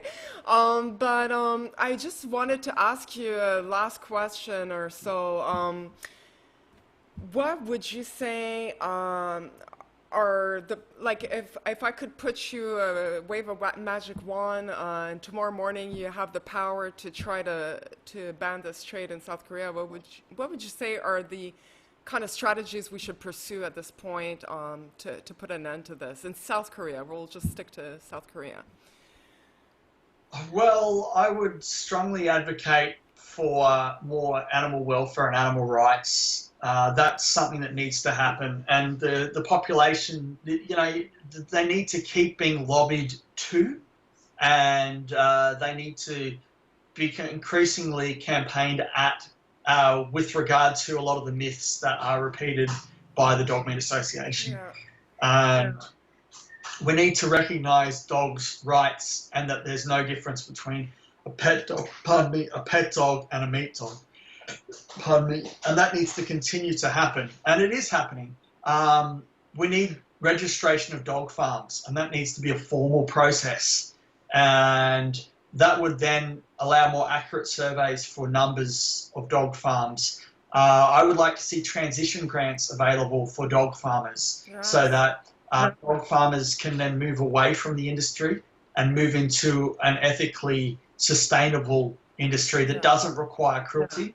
And that would be across the board, starting with dog farms, but obviously other animal welfare considerations need to be made, and other farms need to be included in that as well. I would like to see rewards for reporting illegal dog meat merchants. So people who are rogue and doing unreasonable things to animals, and when I say unreasonable, I'm talking about it from the perspective of the Dog Meat Association, not people like you and I. So your standards are pretty low on that front. Yeah. So, like the rogue dog farmers, I'd like to see a reward to dob these people in. Yeah. And I'd like to see those farmers be finished, because that's where a lot of the cruelty, like the high-end cruelty, is. At those rogue farms, where they might only get fed once a week, and it is just literally slop. And the dogs do die in those conditions, and they're not treated at all for any illness or any problem. Life, yeah. Horrible. Yeah, and the dogs are eating each other in those cages. Those are the farms that need to be shut down tomorrow, literally. And I can tell you now, if there was a reasonable reward for dobbing those farms in, you would see a lot of action. Phasing out those illegal farms that way. I would like to see restaurant funding, so allowing restaurants to be funded to transition away from dog. And I think that would be a massive strategy, and that I think would be very successful. So if you walked into dog meat, like see restaurants in Korea often only serve a few key dishes, or they center and become famous for a few key dishes. And dog meat restaurants normally only serve dog meat and samgyetang. So they might serve boshintang or dog meat served in 5 or 6 different ways, and chicken served in 1 or 2 ways. So that's all they are. On the really famous dog meat restaurants, they might only serve 2 dishes, and that's 2 different types of dog meat. So you don't really have that variety of food. But if you could go in there and convince them and give them funding to stop serving dog meat and start serving something different, then that could be a very effective strategy. But once again, as with contracts in Korea, it's quite technical to legally enforce that. So you might give them the funding, they might try something different and then go back to dog meat 6 months later. So it's kind of a no-win situation there. So you'd need to take control of that business maybe to do that properly. So that there are flaws in this system. Um, I'd like to see market merchant funding as well, where you transition out of dog meat as well. But as I said, and as you identified earlier as well, there are problems with that. So, you know, you might give me money to stop selling dogs, and I do that, but then I literally pass the business to my son Yeah. or my, and then I get employed there to do that. Yeah, So you might, I know. It's hard to control people's urges to beat the system, as we say. exactly. But Exactly. But in an idealistic system, I'd like to do that. That's why I believe rewarding for illegal dog meat merchants would be the first way to go, and to yeah, stem people those can dogs. make money by declaring someone that's breaching these rules, if you will. So Exactly. yeah, you reward people that, you know, and often in more remote areas, people are not like super wealthy, like, right? So Exactly. they would be attracted towards that reward, but it would Exactly. serve, it would be compelling to them. But I think Yeah. ultimately, you just like even you have a lot of great ideas here, but ultimately the government has to take a position and has to take the lead, and it has to be funded by the government. I don't think anyone, or maybe you'll have a different opinion, but in all the dog meat farmers that you've seen, that you've spoken to, I don't think there's anyone there that's really like, I want to be a dog meat farmer. Like this is what I want to do. This is my dream career.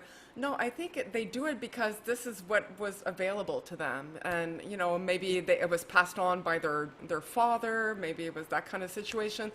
But if you give them funding and tools to reorient their career into something more ethical, like you said, and it's funded by the government, these people will change. You know, they just need to earn a living, and you give them a better way to earn a living. I think they would embrace that, but ultimately it has to come from the government. So the government Yeah. is going to have to take a lead on this. You know, so And the government, for the government to do that, the public need to create this as an issue. yeah, But at the moment, it's as an issue in Korea, it would probably be, I don't know, maybe even like 50th or something like that. We're not even close to a public issue that yeah, the politicians are going to look at working on. You need to remember that officially South Korea is still a split country between North and South. They're still at war, and yeah. that's a major issue That's for a more number on of the people. agenda than dog meat, of course. Yeah, Yeah, and the economic policy of the country is obviously very important.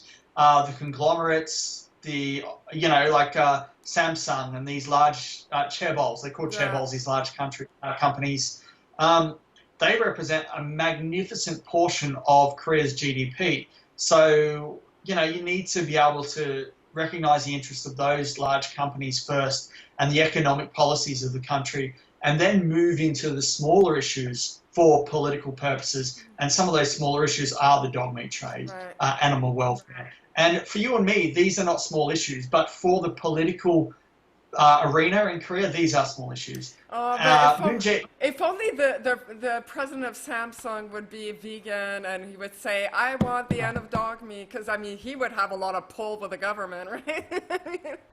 17% GDP, definitely he has a Yeah, lot of like, pull. hello, we Um, need these people to speak up for the dogs. you know, a more reasonable and possible outcome is to look at uh, trying to get the Dog Meat Association disbanded and discredited.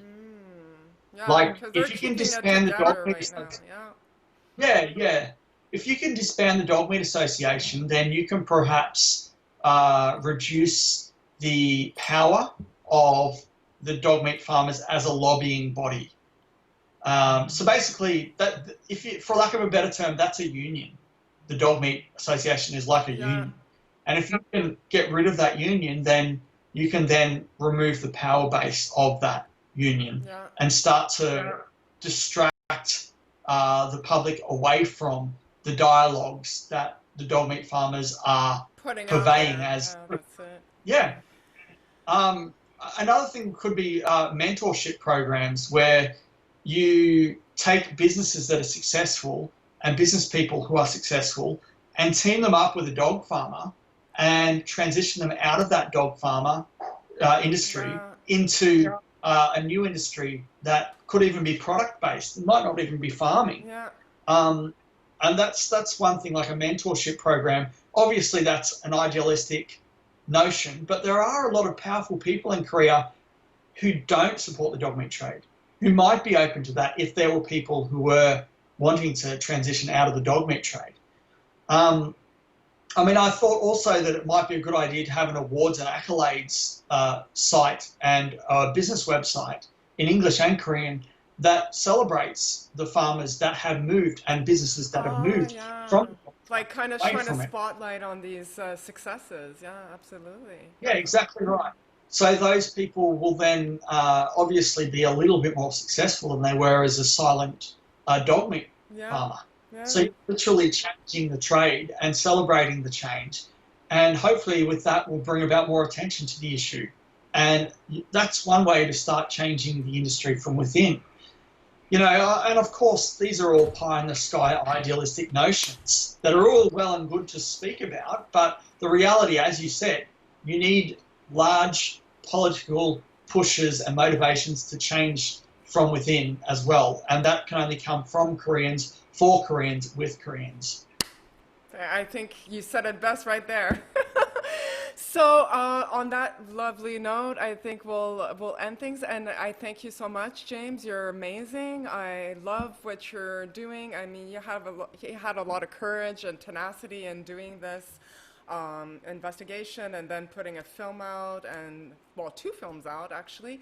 And the book, I encourage everyone at home to go read it, please. It's on Amazon. I will put all the links in the description below. And also, we will put up the links to your films, although with a warning that, you know, it is a little bit graphic and it might be a little bit disturbing for some more sensitive viewers like me. But definitely, if they want to see it, it's going to be, the links are available.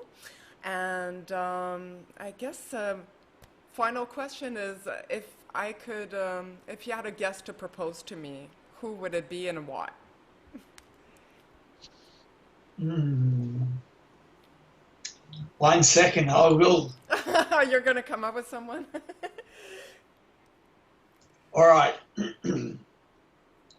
Joey Carbstrong.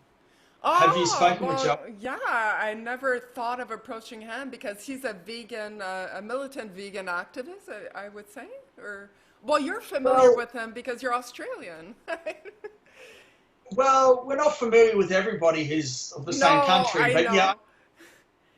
I am familiar with Joey, and I have time for Joey.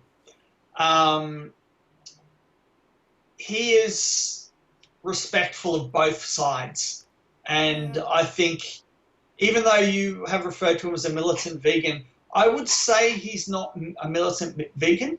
I'd say he's a mainstream vegan who does have some militant ideologies but doesn't force anyone into any view. Yes. Um, he is morally conscious, he's socially conscious, and he's respectful. And if you notice that 2 days ago, again, he made a post, it was from a long time ago, where he entered what he refers to as the most transparent slaughterhouse on earth.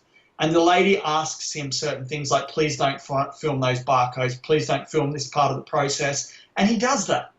He abides by that. Oh. And it's completely respectful in the way he does it because the impact is the same and he doesn't piss people off in the process. No, I did And notice he's that about him. Like, I said militant vegan because he is out there. He's a little bit gung ho, if you will, like, and yes, and sometimes his approach even. But ultimately, he seems like a very nice guy. So, lovely guy.